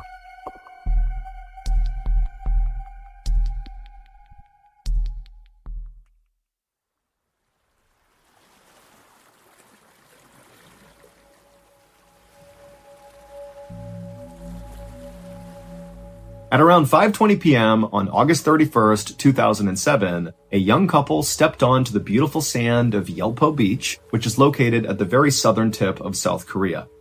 The couple grabbed each other's hands and smiled in excitement as they looked out on the water and saw all these fishing boats that dotted the horizon, and then behind them were all these beautiful mountains. I mean, this was a spectacular place. They couldn't believe that a place so gorgeous and so remote was located only a 1-hour train ride away from the busy city where they went to college. The couple's names were Kim and Chu. Kim was 21 years old, and he was an athlete and a very dedicated student. And Chu, she was 20 years old and also very studious, but maybe unlike Kim, she was a bit more reserved and shy. In fact, Kim was Chu's very first serious boyfriend, and she absolutely adored him. And in fact, this was going to be the couple's kind of big first trip that they would take together. It was a Friday, and Kim and Chu planned to spend the entire weekend exploring this place called Yelpo Beach. Yelpo Beach is located right against this quaint little fishing village, and it's famous for its beautiful silver-colored sand. In fact, the beach is so famous, lots of people come out here and just camp out on the beach because it's just so beautiful. There's also a very busy open-air seafood market right nearby, which is really cool because all the fishermen come in and literally offload their catch right onto the table, and they sell it to people coming by. And also, up in the mountains, you could see these beautiful bright green crops, which were tea plantations that made the air in Yelpo Beach kind of floral and sweet-smelling. But before Kim and Chu began exploring all the kind of main tourist attractions, they wanted to go check out the fishing pier, which was not really a touristy attraction. It was just a regular fishing pier. But, Kim and Chu had been on this hour-long train ride and they wanted to stretch their legs, and the sun was starting to go down, and so they figured they could walk out on the pier, have a beautiful view of the water, and watch the sunset, and then after that, they could go kind of explore the main areas. And so Kim and Chu, still holding hands, began walking on the silver sandy beach in the direction of this fishing pier off in the distance. And as they were walking, Chu pulled out her camera and was taking all these pictures. But then at some point, Kim, who again is holding Chu's hand, he just abruptly stops and kind of squints his eyes and looks off in the distance towards the fishing pier. And Chu, she puts her camera down and asks Kim, what's going on? But Chu, without even saying anything to her, just raises his hand and points. And then seconds later, Kim and Chu were running down the beach. The next day, Chu was supposed to call her mother and check in about how the trip was going so far, but she never did. And so her mother eventually tried calling Chu later in the day, but it went straight to voicemail. And then also, when Chu's mother called Kim, Kim was also not answering his phone. And so by the end of this day, when Kim and Chu's parents had not heard from their child, they did not wait for any more information. This was so uncharacteristic of Kim and Chu, who were always good about checking in and letting their family know what they were doing, that the parents, they just immediately went to the police and filed missing person reports. The police would launch an investigation very quickly, but they didn't have much to go on. All they knew was 2 adults were not answering their phone, but that was it. And so they started by trying to locate Kim and Chu's phones, but neither phone was giving off a signal, so they couldn't find them. And so next, the police went to Yelpo Beach and began talking to people who were there on the day that Kim and Chu were to ask them if they had noticed anything funny, if they had seen the couple, did you notice them fighting? Were they talking to anyone unusual? Anything. But nobody remembered anything out of the ordinary, and the few people who had seen Kim and Chu on the day they were at Yelpo Beach, they said they seemed like a very happy, normal couple that were not fighting at all, and were just enjoying their time in Yelpo Beach. And so over the course of that weekend, the police tried everything they could to try to locate Kim and Chu and figure out what happened, but they really made no progress whatsoever, and Kim and Chu never checked in by the end of that weekend. But everything would change on that Monday, September 3rd. On that day, a fisherman spotted a body floating in the water near Yelpo Beach, and it was Chu's body. And then 2 days after that, on September 5th, Kim's body washed up at a dock at a nearby fishing village. Both Kim and Chu were totally unrecognizable after being submerged in water for as long as they had been. Autopsies would show that Kim and Chu also had lots of bone fractures, but it wasn't clear if they were beaten by someone or something and that's what caused the fractures, or if they were just a product of being in the water for so long and smashing into rocks and boats and that kind of thing. But the police thought, this looks like there could be foul play involved, maybe they were murdered. And so the police went back and began scouring all the footage from all the cameras at Yelpo Beach to see if maybe they could find some clip that would show what happened to this couple. And eventually, one of the detectives who was looking through all this footage found something really interesting. He found a very short clip of the couple over at that fishing pier that they had been walking towards. However, they were not up on the fishing pier like you would expect. They were below the fishing pier on the sand. And they were kind of standing next to each other, holding each other close, and there was nobody else around them. It was like this totally weird thing. Now, as weird as this was, because it made no sense for them to be below the fishing pier, there didn't appear to be any hazards or other people or anything near them. It was like they just chose to be under there for some reason. But regardless, the police would actually use this video clip to close the case. The police would say that, based on this clip, it appears that this was the final moment of the couple, underneath this pier, and then something happened. Either an accident, they might have fallen in the water or something and they drowned, or maybe, this couple elected to take their lives together. And while Kim and Chu's families vehemently disagreed with the police assessment, there was nothing they could do. The case was now closed. Nobody was trying to figure out what happened to Kim and Chu. That is, until 4 weeks later, on September 26th, 2007, when two more bodies, two young women, washed up on shore right around the same area where Kim and Chu had. The two young women had a lot of similarities to Kim and Chu. They were in their early 20s, they were tourists at Yelpo Beach, and their autopsies discovered that they had several bone fractures. And so this was enough for the police to launch a much bigger investigation into what was going on at Yelpo Beach, which included reopening the Kim and Chu case. And so a detective was assigned to go back through all the evidence in the Kim and Chu case and kind of re-examine it. And so this detective did look through all these pictures, and he would find one picture that broke the case wide open.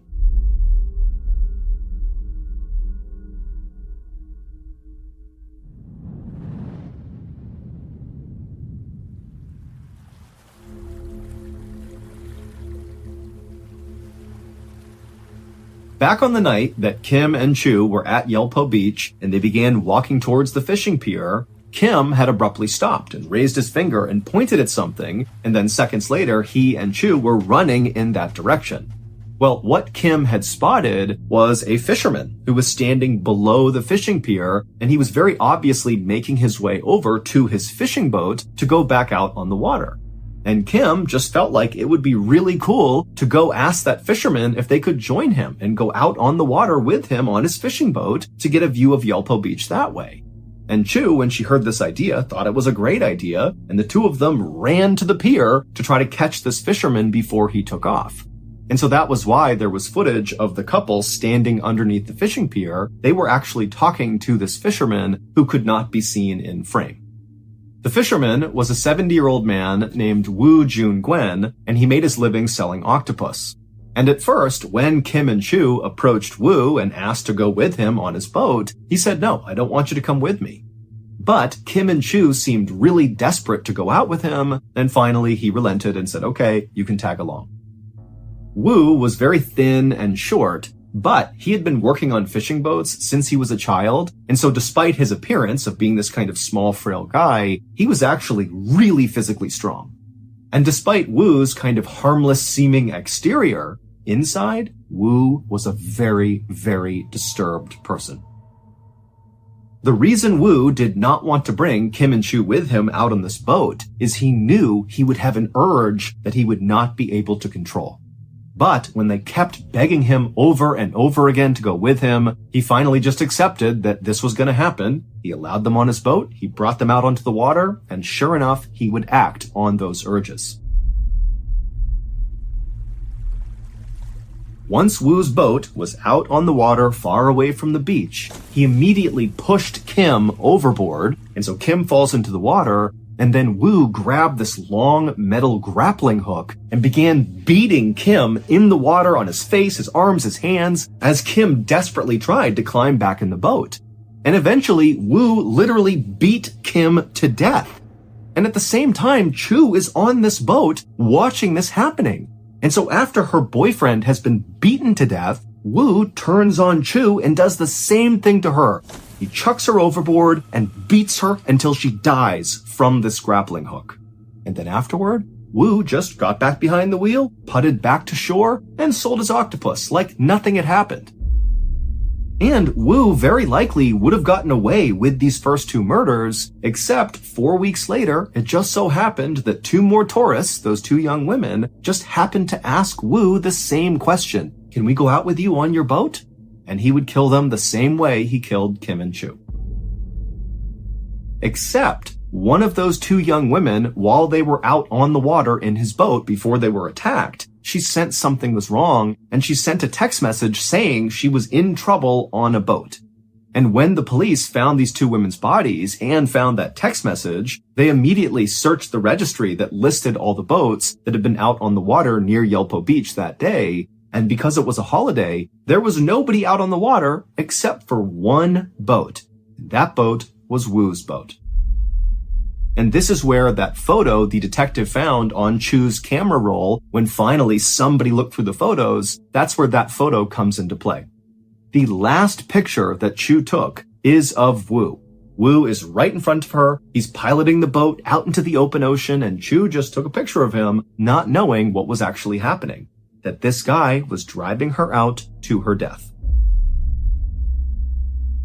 Ultimately, Wu would be convicted of the murders, even though he didn't really offer up any clear explanation as to why he killed these people. He just kind of acted on these urges, so to speak, and he would be sentenced to death. And he would become the oldest death row inmate in South Korea.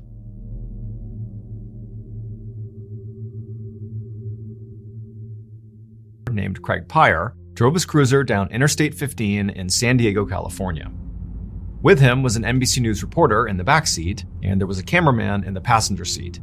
They were filming a segment about highway travel safety that was set to air on the evening news later that night. Officer Pyre was following his typical patrol route, but after a few minutes, they passed by a sign that said Mercy Road. It was an exit. And at that point, Officer Pyre turned to the news team, pointed at Mercy Road, and said, "That's where they found the body." So a little more than 36 hours earlier, at around 4 a.m. the previous morning, a 20-year-old college student named Kara Knott had been found strangled to death in a creek right near the Mercy Road exit. Kara had been on her way home from her boyfriend's house when, for whatever reason, maybe car troubles or maybe she was trying to help someone, but she wound up in that cul-de-sac, and then while she was there, she clearly encountered someone dangerous who took her life. And so this was actually why the California Highway Patrol and NBC News were collaborating on this news segment, because Kara's killer was still not caught. And so the idea behind this segment was basically to tell drivers along this highway, how to stay safe while they were out there, especially if for whatever reason they had to stop somewhere along the highway, what to do in that situation. And so as Officer Pyre passed by the Mercy Road exit and continued down Interstate 15, he turned to the news crew, and as they filmed, he began talking about the basics of highway travel safety. Specifically, he said, look, one of the most hazardous things that can happen to you beyond an accident on the highway is if you have some sort of car trouble that forces you to stop on the highway. Because once you stop, there's an inclination for a lot of people to want to leave their vehicle. But that's a very dangerous thing to do. Officer Pyre also warned people not to get into a stranger's car, because there was a running theory at this point that perhaps Kara had gotten into her killer's car. As this particular segment was filmed, Officer Pyre was looking ahead, and he noticed there was a car pulled over on the shoulder of the highway with its hazards on. So he turned to the news crew and basically said, look, here's a chance for us to actually show the people in real time what to do in case your car breaks down on the highway. So he pulled his cruiser over right behind the stalled car, he got out, and then gestured for the news crew to come with him. Officer Pyre walked over to the passenger side door of this car, and through the open window, he asked the driver to get out and talk to him. The driver did, and as the camera rolled, Officer Pyre asked him to explain, what's going on here, what happened to your car. The driver said he had run out of gas and then gotten stranded on the side of the road. And then he had left his car and walked to a gas station to get a gas can, came all the way back, he put the gas into his car, but his car still wouldn't start. Now, at this point, Officer Pyre is realizing that this driver is doing basically exactly what he shouldn't be doing, according to the safety tips Officer Pyre had given. And so on camera, he basically says to this guy, do you understand how dangerous it is to have left your car like that and walked alone on this highway? Do you understand what a hazard that is? And the driver just kind of looked at him and shrugged yeah, I guess so. After that, Officer Pyre called the man a tow truck. His car was towed and the man was on his way. And Officer Pyre got back into the cruiser with the news crew and they carried on. After that, Officer Pyre and the news crew wrapped up filming, and then after he dropped them back off again, they told him what time to expect his segment to air on NBC that night. And sure enough, that evening, Officer Pyre was in front of a TV as the broadcast started. And when Officer Pyre's actual segment aired on TV, To him and to the California Highway Patrol, it went great. It was 1.5 minutes long. It sort of hit all the high points. It showed Officer Pyre, talking about how to be safe on the highway and talking to the stranded motorist. It kind of did exactly what they expected it to do. And when it was over, Officer Pyre clicked off the TV and didn't think much about it. Because it was not a big deal. It was just a basic safety video. And for the vast majority of other people who watched this clip live on TV, it really didn't stand out to them. Again, it was just kind of a routine police safety video. But there were a few people, when they watched this clip, that noticed something very specific. And within an hour of this clip airing on TV, those few people were calling the police in droves to tell them, we know what happened to Kara Knott. And the police would follow up on these tips, and sure enough, just over 2 weeks later, they had gathered enough evidence that they were able to arrest Kara Knott's killer. It would turn out all the clues the police needed to solve the Kara Knott murder case were right there in that 1.5 minute long video. Because what happened to Kara had almost happened to over 24 other women in San Diego. And those young women were the ones who saw the news segment when it happened live, and they noticed this particular detail that clearly telegraphed who Kara's killer was. They were the ones who called police. On the night of Kara's murder, December 27, 1986, she pulled off Interstate 15 on the Mercy Road exit, and she came to a stop in that cul-de-sac. Now, we don't know exactly why she came to a stop in there, but either way, she was there, and that's where she encountered her killer. Now, the other 24 women who encountered the same person, the killer, they were terrorized and kind of tortured and held hostage for a couple of hours, but eventually were let go. But Kara wasn't. During her encounter, at some point, the killer clubbed her over the head and then strangled her to death with a rope. Now, the killer, at first, had gotten away with this, until they were featured on that 1.5 minute long video. And some of those women who had survived their attack, they're watching the segment, and suddenly their attacker is on TV. Now, they had previously reported their attack to police, but to this point, nothing had been done. And now they're staring at, for sure, the person who attacked them, who's right on TV. And critically, as part of this segment, they're hearing about how this other young woman had been attacked and killed on this highway. And they're thinking, oh, this person did that to me. I barely got away. I bet they killed this girl. And on top of that, as they're watching the news staring at their attacker, they can see there's a fresh cut over their eye. And so put that all together and they thought, boom, that's the person who killed Kara Knott. And sure enough, the police would follow up on these tips and they would confirm that the man in the video with the cut over his eyebrow was Kara's killer. And Kara's killer was none other than Officer Craig Pyre. Officer Pyre was found guilty of murder and sentenced to 25 years to life in prison. Since being incarcerated, he has gone up for parole 2 separate times and been rejected both times. However, he is up for parole again in 2027.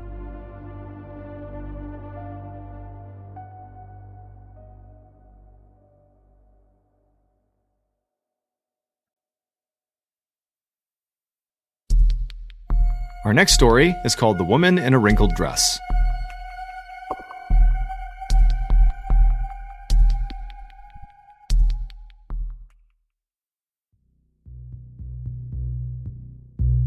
On a late winter afternoon in 1985, a Canadian border security guard stood at the border between New York State and Ontario, Canada.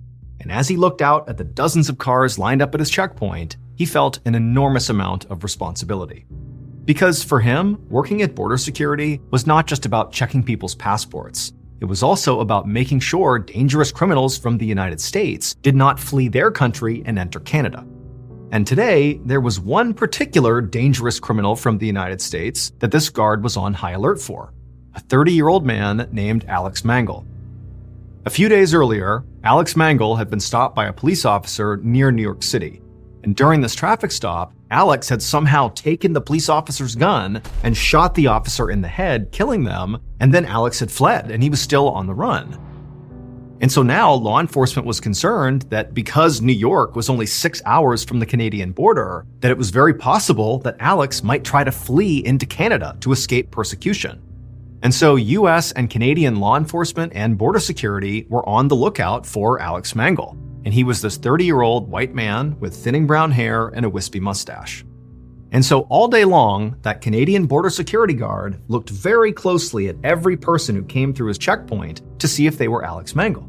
He would see a family on their way to visit relatives in Canada. He would see a couple on their honeymoon. He would see a man with a car full of camping supplies and a middle-aged woman traveling alone, and all these different people from all walks of life. But none of them looked anything like Alex Mengel.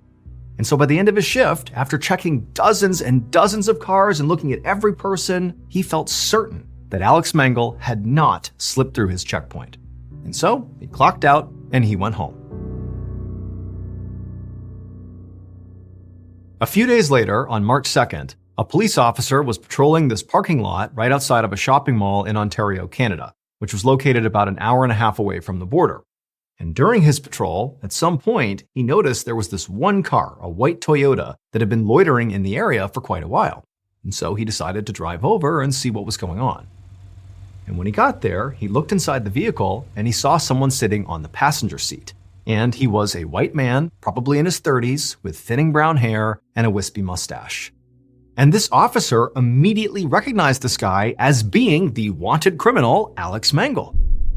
And so the officer immediately called for backup, and then he parked his car, got out, and approached the white Toyota where this guy was sitting with his gun drawn. And as the officer approached the passenger side door, the man inside turned, noticed the officer, jumped into the driver's seat, fired up the car, and the Toyota sped out of the parking lot. And so the officer, he jumps back in his cruiser and he takes off after him. And before long, it was like the entirety of the police force in Toronto was a part of this high-speed chase to catch this guy. And eventually they funneled the car into a dead-end street, and the white Toyota crashed into a stop sign, and then the man inside with the mustache and the thinning brown hair pops out, and immediately everybody sees, yep, that's Alex Mengel. He didn't put up a fight at that point. He was taken into custody. However, despite how relieved law enforcement was to have this cop killer in custody, they realized they didn't understand something. How was it that Alex Mengel got past border security and got into Canada? Everybody was on high alert looking for him. What happened? And so police were baffled until they searched that white Toyota Alex had been driving. On the night that Alex shot and killed that police officer near New York City, he immediately fled to this wooded area and hid out overnight. And then the next day, when he got up, he was walking around and he happened to pass by this commercial building. And as he was looking at it, he saw this middle-aged woman, whose name was Beverly Capone, come out of the building and make her way towards her car. And she was all alone. And so Alex walked up to her and abducted her at gunpoint. And then he drove her to this cabin out in the woods that he knew would be totally isolated. No one was there. And once they got there, he murdered her. And then once she was dead, he stole her clothes and put it on, and also cut off her face and her scalp and put those on as well. He was literally wearing her skin and hair.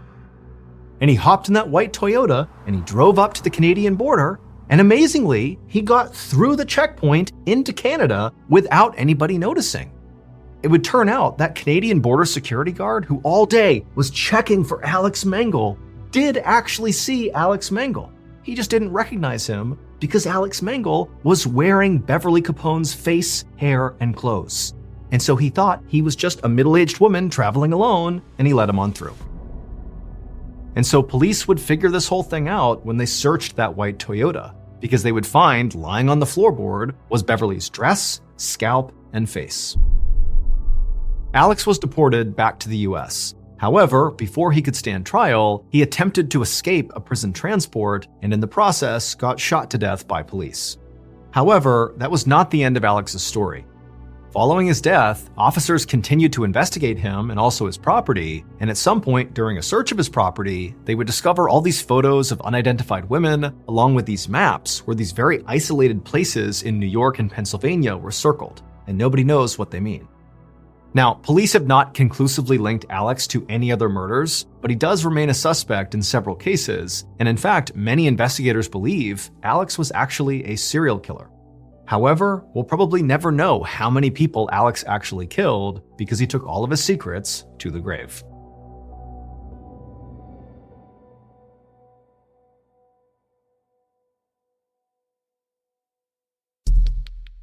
The next and final story of today's episode is called Striking a Discord.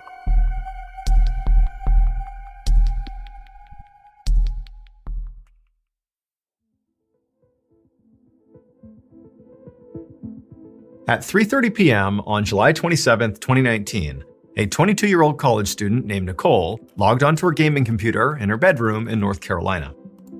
Nicole had spent the morning and the early part of the afternoon studying, but now she could finally kick back and relax and play her favorite video game, an online multiplayer combat game called Perfect World, where people battled each other as characters inspired by Chinese mythology.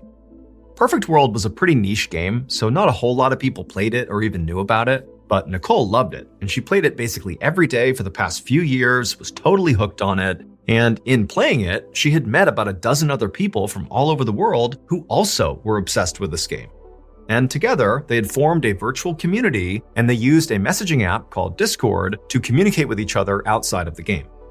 So, on this particular day, after Nicole loaded up Perfect World, she also opened up her Discord chat, and she saw already that several of her friends were online, and they were all talking on the general chat inside of their server.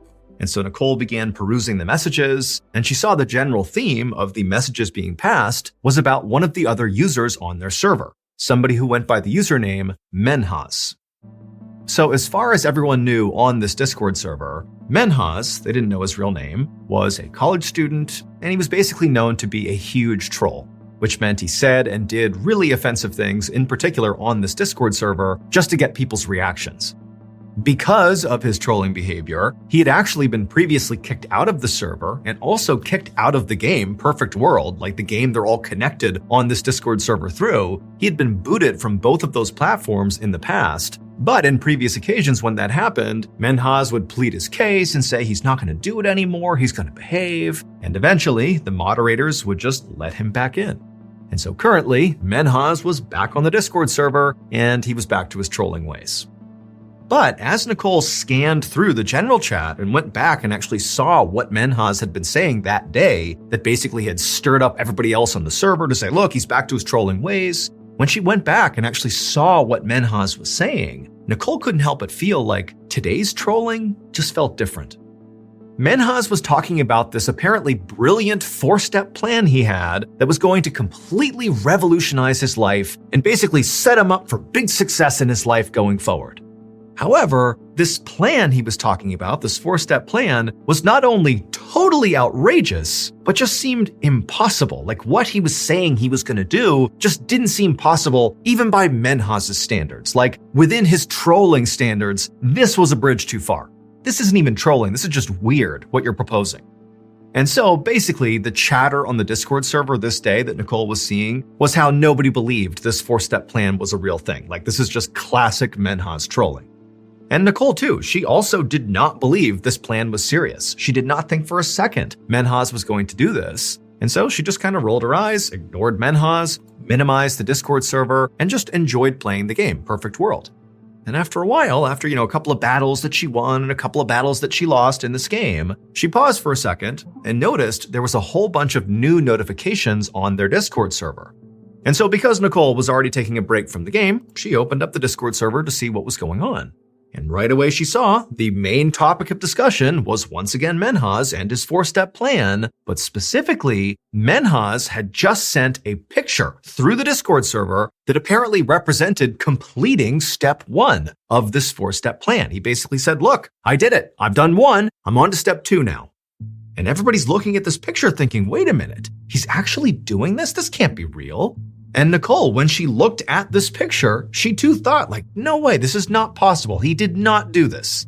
And in fact, our first thought was, okay, maybe this image was, created by AI or something, or, maybe he pulled this image off a website somewhere and is pretending it's authentic, but it can't possibly be something he actually took a picture of. He couldn't have done this.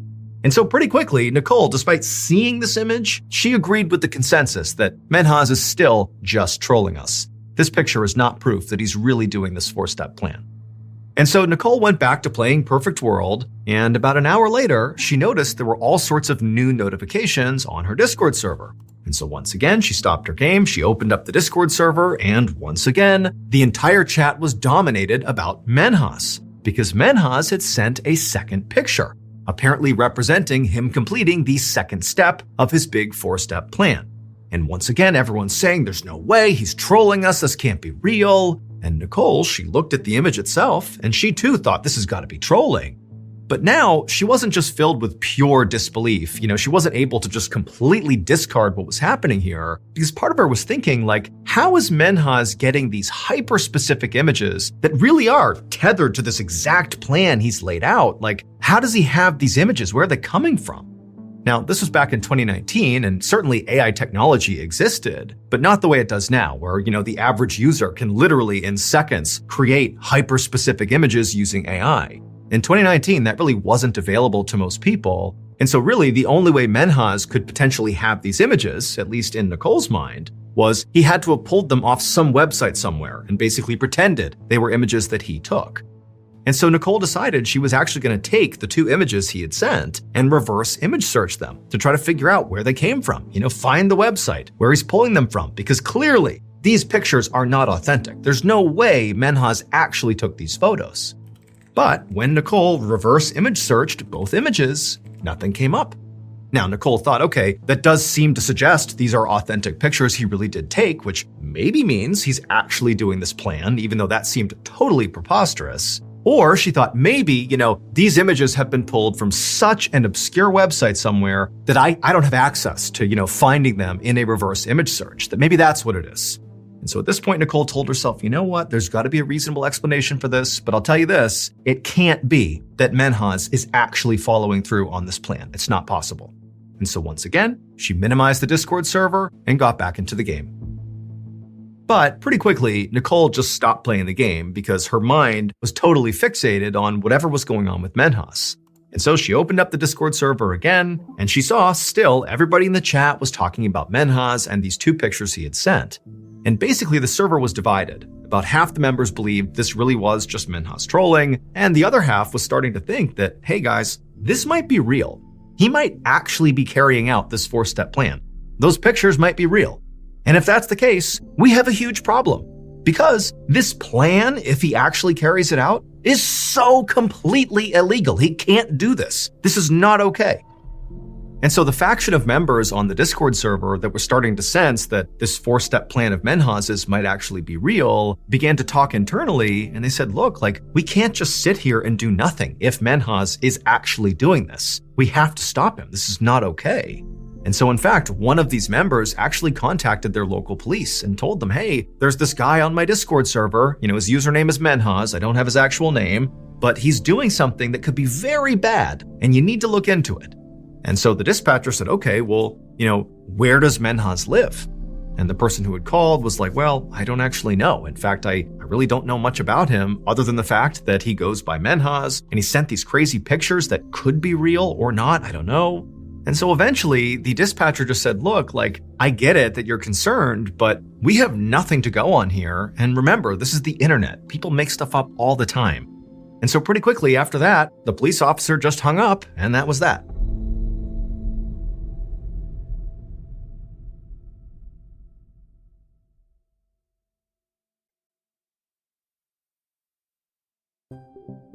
So at this point, Nicole and the other members of the Discord server who were starting to suspect that what Menhaz was doing could be real, they felt really alone. I mean, the local police was not taking this seriously, which did make sense. I mean, they had nothing to go on. But as a result, it was like nobody was doing anything about what Menhaz was claiming.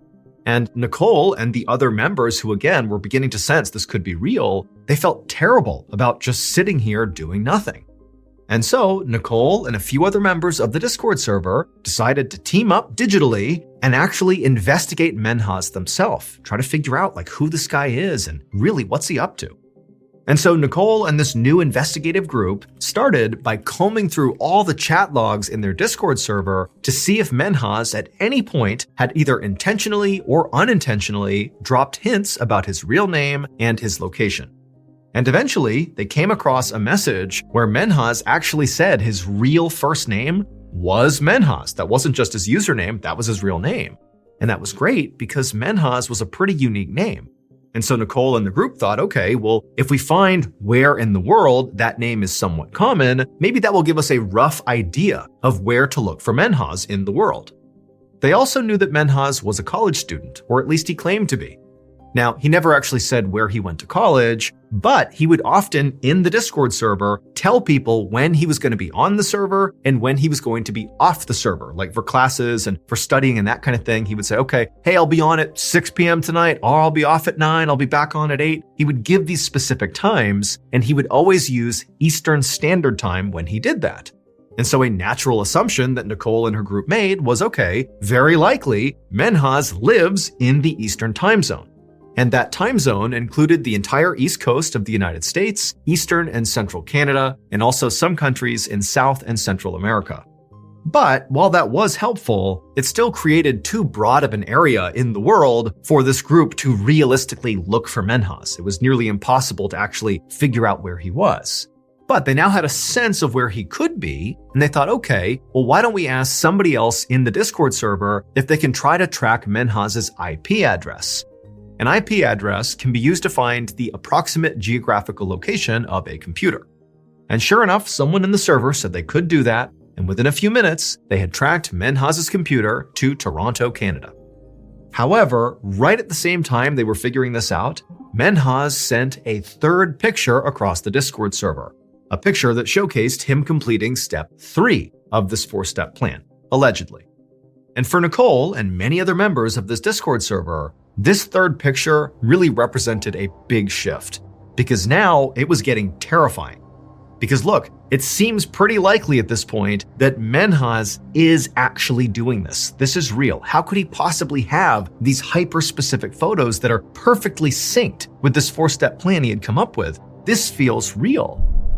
And so Nicole, she actually asked the person who had traced his IP address to Toronto, she said, hey, should we call the Toronto police and tell them what's going on here? Maybe they can go find him and stop him before he completes this plan. I mean, he's apparently completed 3 steps. There's only 1 step left. We have to stop him here. But the person who had tracked his IP address to Toronto said, look, what are the police going to do? There's 6 million people that live in Toronto. And all we have is that maybe his computer is in Toronto and maybe these pictures are real. And also, by the way, it's pretty easy to mask your IP address. You can use something called a VPN or virtual private network that when you track someone's IP address that has one of those working, it will make it seem like their address is, for example, in Toronto or Chicago or New York or Dallas or anywhere in the world, when in reality, their computer is somewhere totally different. And so the police are not going to launch a manhunt based on an IP address. It's not 100% accurate. And so basically, Nicole realized that even though they saw they are on the precipice, potentially, of Menhaz committing some horrible crime, and they can't do anything about it because they don't really have any information about Menhaz. And so at this point, everybody on the Discord server was basically begging Menhaz to come clean. Tell us these photos are fake. Tell us this plan of yours is really just you trolling. But Menhaz didn't do that. He doubled down and said, oh no, these are all real. And in fact, I'm going to complete step 4 of this plan and complete the whole process in 30 minutes. And after that, all Nicole and the other members of the Discord server could do was just try to convince Menhaz not to do this. Don't follow through with this. Don't complete the plan. You gotta stop. It's not worth it. But Menhaz refused and said, I'm doing this no matter what. And sure enough, 30 minutes later, Menhaz would send one final picture, the 4th picture, showcasing that his 4-step plan was now complete. At this point, someone from the Discord server did call the Toronto police. The following day, at about 3:30 p.m., police officers arrived outside of Menhaz's home, which it would turn out was located in a small town just north of Toronto. The IP address had been correct. By this point, it had now been about 24 hours since Menhaz had sent the very first picture of his 4-step plan. Police knocked on the front door, having no idea what to expect here. They had seen the images Menhaz had sent on the Discord server, but at this point, until they went inside, they had no idea if they were dealing with a terrible crime or a terrible joke. When the door opened, Menhaz himself was standing in the doorway. He had a totally neutral, very calm expression on his face. He was very gracious. He welcomed the police inside. And when they stepped inside, they asked him, what's going on here? And all Menhaz said was, you'll see. So the police walked further into the home and eventually made their way upstairs. And when they got up there, they just froze. Because it would turn out Menhaz was not trolling. Those pictures were not fake. He really had carried out that 4-step plan. It would turn out, for the past 4 years, Menhaz had been living a double life. To his friends and family, he was a college student studying engineering, and he was on a path to great success. When in reality, he dropped out of college in his first year and just pretended to go to school every day, when in reality, he would just go to a local mall and hang out there. And then in the evenings, when school was over and he would come back home, he would just immerse himself in video games, specifically that Perfect World game. That's what he did. He just went to the mall and played video games and lied to his friends and family. But July 27th, 2019, the day Menhaz put his 4-step plan into action, was literally the last day he could maintain this ruse. Because the next day, July 28th, 2019, was the day Menhaz was scheduled to graduate from his college. And so his friends and family were all expecting to be there and to see this amazing ceremony. And so to deal with the fact that his real life and his fake life were about to collide, Menhaz came up with his 4-step plan. And he literally told the members of the Discord server about his big plan, but nobody believed him because he was always trolling people. It just seemed like, oh, this is made up, another one of Menhaz's lies. But he was not lying. It was all true. Those pictures that he sent across were absolutely authentic. He took those pictures, and they did represent completing each step in the plan. The first picture was of his mother, the second picture was of his grandmother, the third picture was of his sister, and the fourth picture was of his father. And in each picture, Mysterious Stories is hosted and executive produced by me, MrBallen. Our head of writing is Evan Allen. Our head of production is Zach Levitt. Produced by Jeremy Bone. This episode was written by Kate Murdoch. Research and fact-checking by Shelley Shue, Samantha Van Hoos, Evan Beamer, Abigail Shumway, and Camille Callahan. Research and fact-checking supervision by Stephen Ear. Audio editing and post-produced by Whit Lacasio and Cole Lacasio. Additional audio editing by Jordan Stidham. Mixed and mastered by Brendan Kane. Production coordination by Samantha Collins. Production support by Antonio Manata and Delana Corley. Artwork by Jessica Clogston-Kiner. Theme song called Something Wicked by Ross Bugden. Thank you for listening to the MrBallen podcast. If you enjoyed today's story and you're looking for more bone-chilling content, be sure to check out all of our studio's podcasts. There's this one, the MrBallen podcast, as well as MrBallen's Medical Mysteries, Bedtime Stories, Wartime Stories, Run Fool, Redacted, Late Nights with Nexpo, and A Twist of History. All you have to do is search for Ballen Studios wherever you get your podcasts. To watch hundreds more stories just like this one, head over to our YouTube channel, which is just called MrBallen. Today's podcast will feature 3 stories that will make you wonder how many monsters you may have encountered in your life. The audio from all 3 of these stories has been pulled from our main YouTube channel and has been remastered for today's episode. The links to the original YouTube videos are in the description. The first story you'll hear is called The Home Gym, and it's about a family who's having a totally normal Friday, but little do they know, their worlds are about to come tumbling down.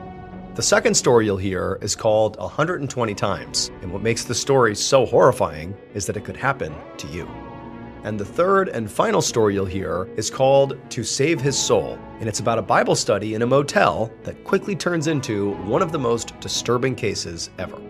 But before we get into today's stories, if you're a fan of the strange, dark, and mysterious delivered in story format, then you come to the right podcast because that's all we do, and we upload 4 times a week: Monday, Wednesday, Thursdays, and Fridays.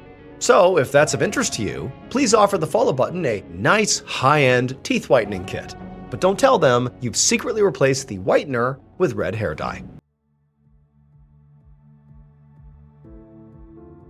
On the evening of Thursday, May 21st, 2015, a 16-year-old girl named Lily walked into the home gym inside of her house in Hong Kong looking to do a workout. Now, she sort of expected the gym would be empty and she could kind of have the run of the place, but as soon as she walked in, she saw her dad was in there and he was doing some sort of cool-down exercise on a yoga ball. So Lily's dad, whose name was Ka Kim Sun, was a doctor and a professional, and normally at this time of the day, she would never see him in the gym. He was typically locked upstairs in his study, or upstairs doing work or something, or he was just gone for the day. So for him to be here, it just didn't really line up with his schedule. And so Lily asked her dad, what are you doing here? What's going on? And her dad would tell her, well, actually, work at the hospital was really slow today, so I took off, I played some tennis with friends, and now I'm just doing some cool down exercises because I got nothing else to do. But I'll be out of your hair in a second. And sure enough, a couple minutes later, her dad was up and out of the gym, and Lily just began her workout. The next day, May 22nd, around 1 o'clock, Lily was at home at her dining room table, sitting across from her mother, whose name was Wong Siu Fing, and Lily was eating a snack and staring at an open textbook. Now, normally, at 1 o'clock on a Friday, Lily would be at school, but she had had the day off that day. And she had wanted to spend her day off seeing friends and just being a teenager, but her dad was really focused on her being successful academically, and he told her that absolutely not. You're not going anywhere. You are going to stay home and you are going to study all day long. You will not leave the house. That's what you're doing. So Lily just continued to stare at the textbook and basically do what her father said. And then a couple of minutes later, she actually heard her dad coming down the stairs, and he came into the dining room, and he was clearly very pleased to see his daughter doing her work, or at least appearing to do her work. And he came over to her, gave her a kiss, he kissed their mother, and then he said he was off to work. And then he went out the door and he was gone. And as soon as Carl was gone, Lily's mom looked over at her and said, "I'm not going to make you study all day. Come on, let's go out and have a mother-daughter shopping day." And Lily was stoked. She shut her textbook, she went and got ready, and then a minute later, she and her mom climbed into her mom's yellow Mini Cooper car and they headed out.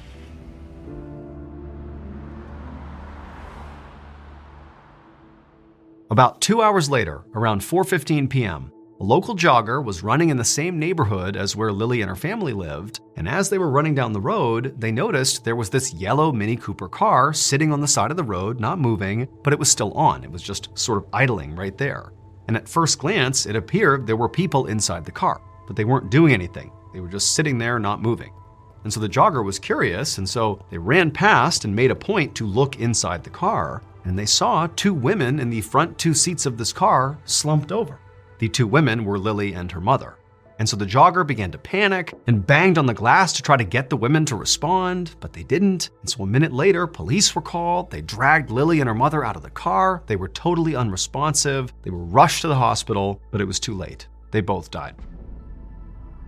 The police would begin their investigation into their deaths by searching the yellow Mini Cooper car. And when they searched it, there really was nothing of note inside of it. I mean, the two women's purses were in the front of the car, there was some basic exercise equipment in the trunk, but the car was pristine, clean, not cluttered. I mean, there really was nothing in the car that gave away what could have happened to these two women. For the next 6 months, the police tirelessly looked for some lead as to what happened to this mother and daughter. They would interview all their friends and family. They would search their house top to bottom. They would basically take apart this Mini Cooper and look for, defects or flaws that maybe could have contributed to their death. I mean, they were looking everywhere, but it just didn't make sense. Nobody had any idea what happened to these two women. And so right as this case appeared like it was about to go cold, the detectives decided to just go back to the Mini Cooper and see if maybe, just maybe, they missed something. And sure enough, they had.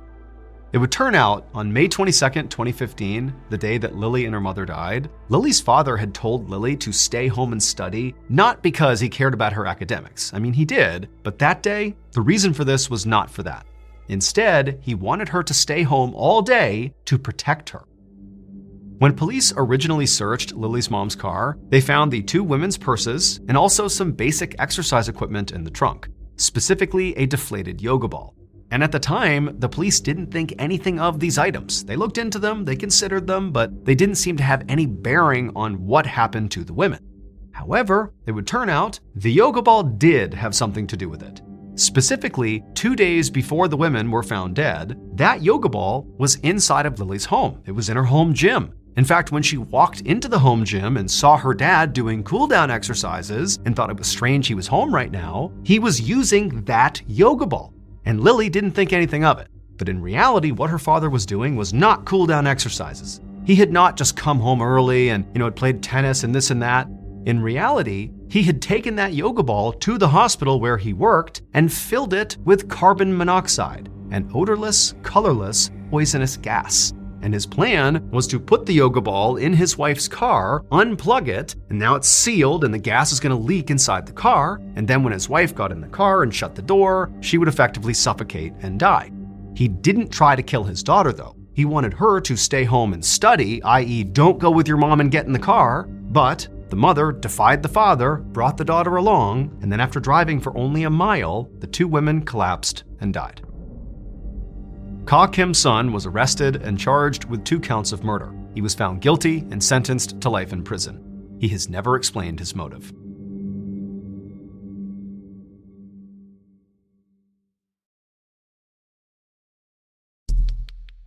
Our next story is called 120 Times.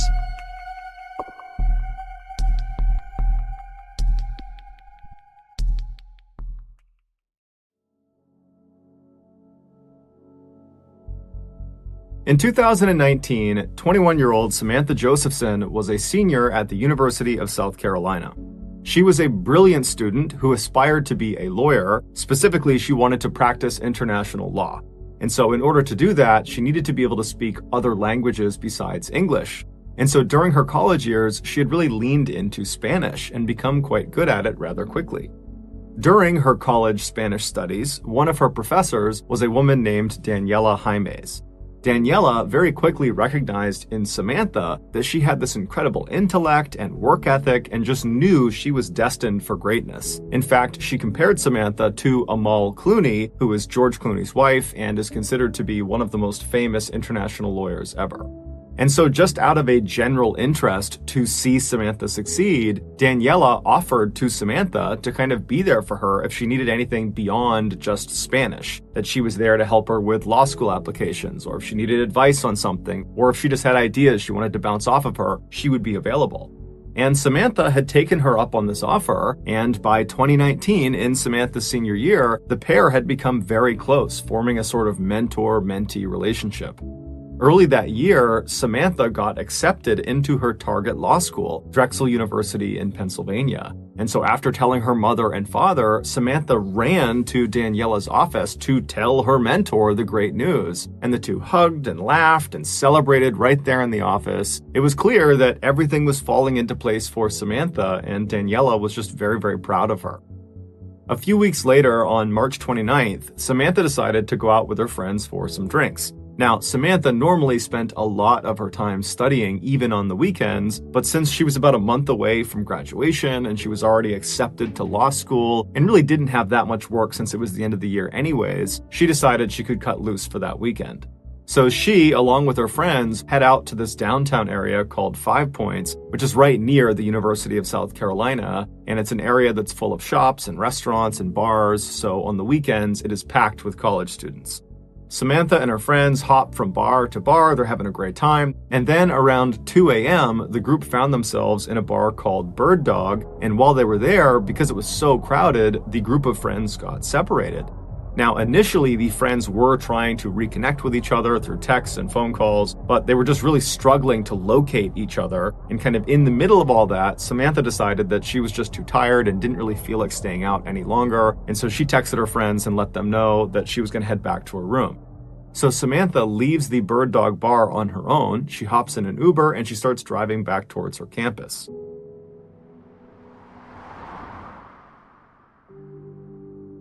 Several hours later, after all of Samantha's friends had also finally gone home and then woke up that following morning, they realized Samantha was not in her room. And so they called her, she didn't pick up. They started asking around to other friends who might know where she was, but no one did. And so pretty quickly, Samantha's friends were very, very worried about her because the last they had seen her, she was leaving the bar on her own. And so they were really worried something might have happened to her. And so by 1:30 p.m. that day, on that Saturday, the day after they had gone out, they called the police and reported her missing.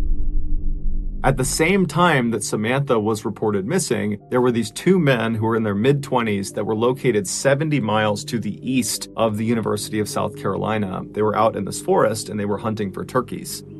Earlier that day, these two men, whose names were Anders and Ryan, they had had no luck actually finding these birds, and so they were getting frustrated. And so by the afternoon, they had split up and were kind of combing this forest on their own to see if they would have more luck solo. And so Ryan, he posted up next to their truck, which was parked on this dirt road that was butted up against the edge of this big forest. And Ryan, with his binoculars, was scanning out across this field that butted up against the tree line of the forest. And he was kind of scanning the tree line, but he still was having no luck finding any turkeys. And then Anders, he actually had walked into that forest, which was right next to Ryan. And he was just kind of walking around looking for the birds as well, but he too was still having no luck. And so around 4:30 p.m., Anders, who's the one in the forest, he finally is just ready to admit defeat and leave empty-handed. And so he turns around and begins walking out of the forest in the direction of Ryan.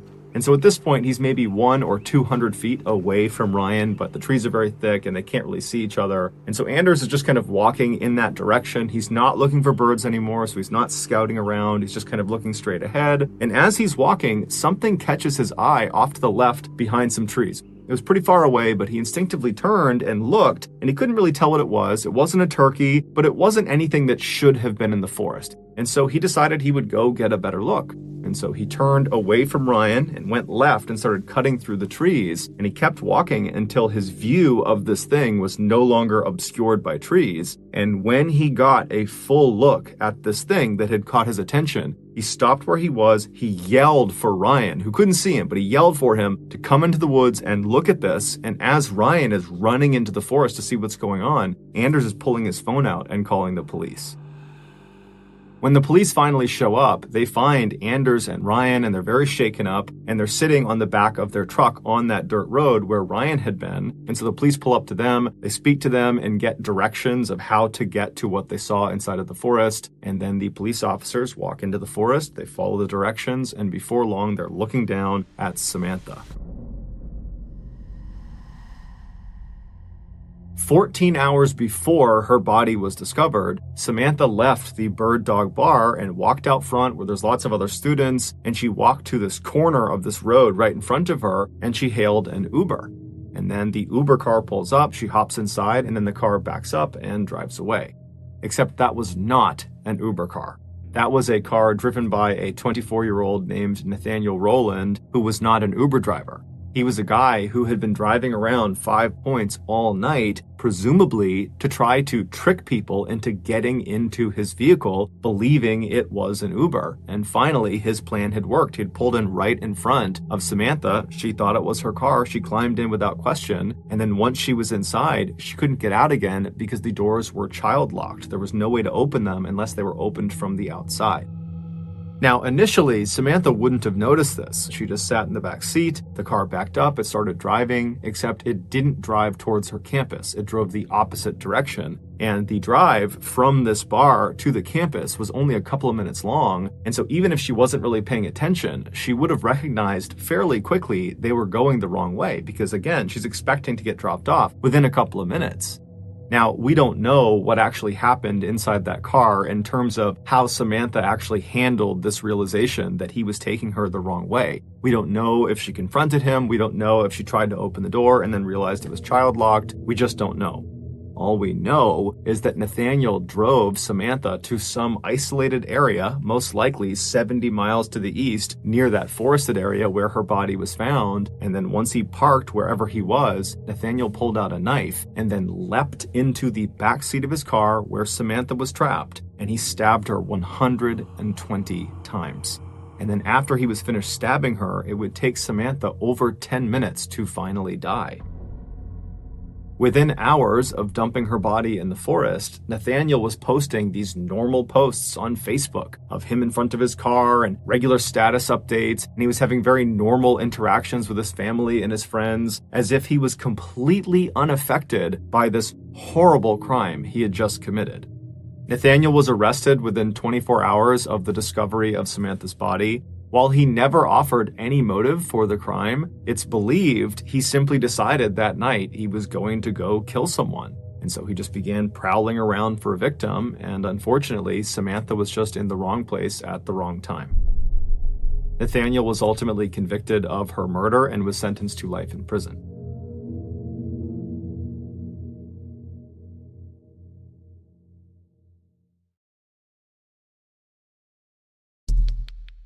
The next and final story of today's episode is called To Save His Soul.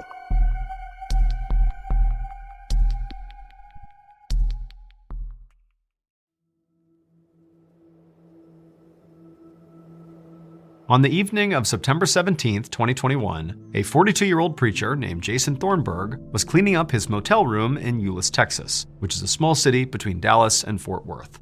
Jason was going to be hosting a small Bible study group in his motel room in a few minutes, and even though really it was not that dirty, he was really taking time to ensure it was as clean and inviting as he could possibly make it. So normally, Jason would host these Bible study groups at his house, but unfortunately, Jason's house burned down just that past summer, and he lost everything. But Jason was so committed to God and spreading the word of God that he still wanted to continue having these Bible study groups, even if it meant, doing it in this kind of crummy motel room. And so Jason walked around the room, picking up laundry and straightening up his bed. And then after kind of arranging chairs in a circle for the various participants he was expecting, he went over to a cabinet, pulled out some Bibles, and right as he was about to start placing these Bibles on each chair, he heard a knock at the door. And Jason was really excited because he knew that had to be someone who was here for this Bible study. And so he walked right over, Bibles in hand, to the door. He opened it up, and standing outside the door was this big guy covered in tattoos, kind of looking down at Jason. And Jason broke into a big smile. He was so happy to see this guy. The man's name was David Luaris, and Jason had previously met him when he was out on the street doing outreach for his church, and he had invited David to, anytime he wanted, to come by the motel and be a part of this Bible study group. Now, Jason knew that David was really not the kind of guy who went to church or really showed any real interest in God or, the Bible, but, Jason took all kinds, and he was just hopeful that maybe David would show up someday. And now, here David was. However, David told Jason that the reason he was here was actually not for the Bible study group. He was here because he was in the middle of a crisis and he didn't know where else to turn. He confessed to Jason that he had begun using drugs and gotten mixed up in some criminal activity, and there's some dangerous people out there that he was sort of running with, and now his concern was some of those dangerous people were coming to get him. And so he literally felt like his life was in danger. Now, when Jason heard this, he was surprised, but at the same time, he could tell that David was being very authentic and just needed help. And Jason felt like, his job ultimately was to serve God and all of God's people. And David was one of those people, and he was in need of help. And so if all Jason did was simply provided safe haven for David inside of this motel room, then that was serving God and it was the right thing to do.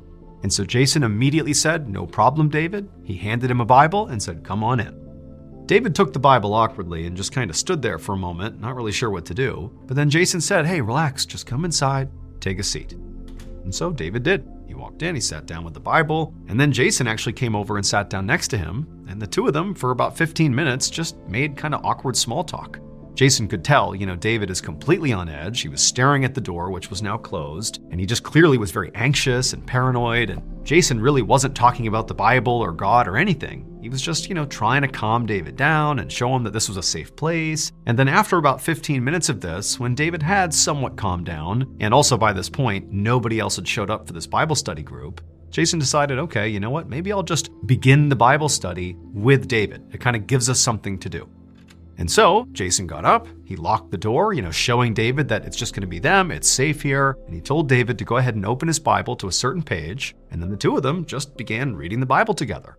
And for hours, they just sat there reading the Bible, and Jason spoke to David about, teachings of God and how to lead your life in a way to serve other people. And, for the most part, David did completely calm down and seemed to really be embracing this Bible study. But eventually, despite how well this Bible study was going, it did need to come to an end at some point, at least in Jason's mind. And when he began to notice it was getting dark outside, he sort of began wrapping it up and he shut his Bible and sort of expected that David would take a hint and leave, but David didn't. Instead, when David began to realize that, hey, this is over now and it's time for you to go, David looked at Jason and begged him to please let him stay in this room overnight, that he can't go out there, it's not safe for him.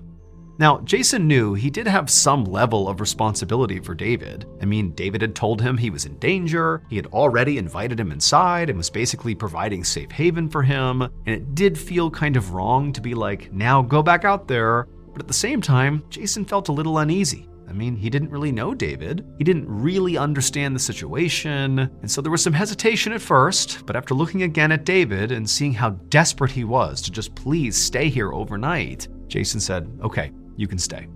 So Jason grabbed some extra blankets and pillows and created a makeshift bed on the floor. And then after that, the two of them actually reopened their Bibles and just began reading some more from the Bible for a couple more hours, basically another round of Bible study. But eventually, they both were very tired, so they put their Bibles down, they said goodnight, they each climbed into their beds, and they closed their eyes and fell asleep. For the next 5 days, Jason's motel room remained mostly closed, and the only thing anybody heard coming from his room was gospel music, and it was being played at a very high volume basically the entire time. to the point where other residents of this motel began to complain about how loud the music was. However, the owner of the motel was getting these complaints from residents who were only there for, hours at a time or days at a time. And, the room they're complaining about, Jason's room, he was a long-term resident and so had a sort of higher priority with the owner. And so the owner just didn't feel like bothering Jason. He wanted him to stay and keep paying for that room. And so the owner didn't do anything about the noise complaints. And also, the owner did know that his motel had sort of a seedy reputation. And so, generally speaking, he didn't really care too much about the music to begin with. And so over the course of these 5 days, the music kept on blasting, and really the only other thing of note, again, that happened in this period of time, was that these 2 other people entered Jason's motel room and didn't leave either. So basically there's 4 people in the room, they haven't come out again, super loud music, that's all going on for 5 days. And then on the 5th day, the morning of September 22nd, a single person walked out of Jason's motel room, and they were wearing a full-body hazmat suit and carrying some sort of luggage. And they would leave the motel, get in a car, and drive away.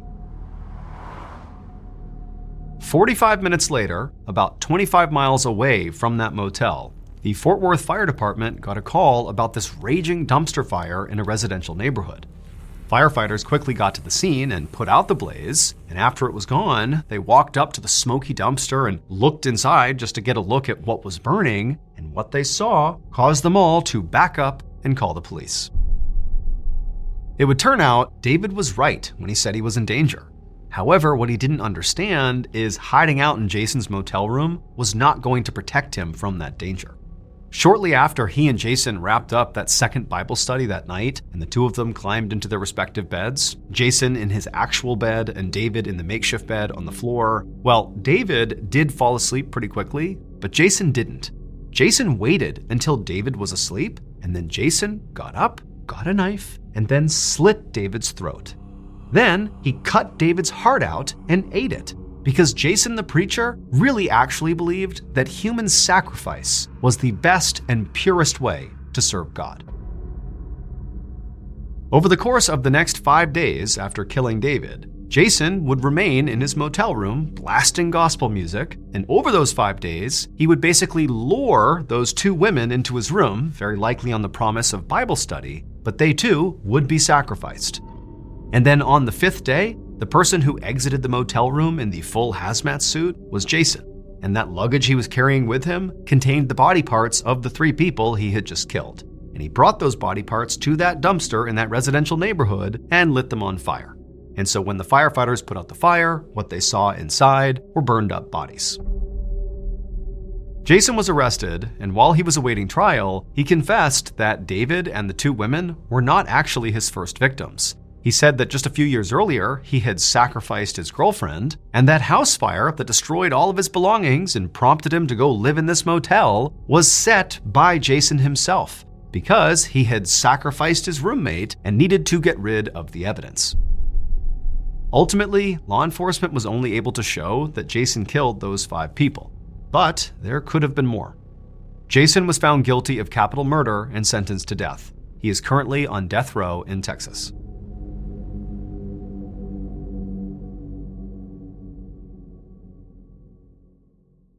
Stories is hosted and executive produced by me, MrBallen. Our head of writing is Evan Allen, produced by Jeremy Bone, research and fact-checking by Shelley Shue, Samantha Van Hoos, Evan Beamer, Abigail Shumway, and Camille Callahan. Research and fact-checking supervision by Stephen Ear. Audio editing and post-produced by Whit Lacasio, Jordan Stidham, and Cole Lacasio. Production coordination by Samantha Collins. Production support by Antonio Manata and Delana Corley. Artwork by Jessica Clogston-Kiner. Theme song called Something Wicked by Ross Bugden. Thank you for listening to the MrBallen podcast. And just a reminder, every new and exclusive episode we put out on the MrBallen podcast, you can also now watch on the MrBallen YouTube channel that very same day. And trust me, some of these stories you truly have to see to believe. Again, my YouTube channel is just called MrBallen. If you want to listen to episodes 1 week early and ad-free, you can subscribe to SiriusXM Podcast Plus on Apple Podcasts, or visit SiriusXM.com/Podcast Plus to listen with Spotify or another app of your choice. So that's going to do it. I really appreciate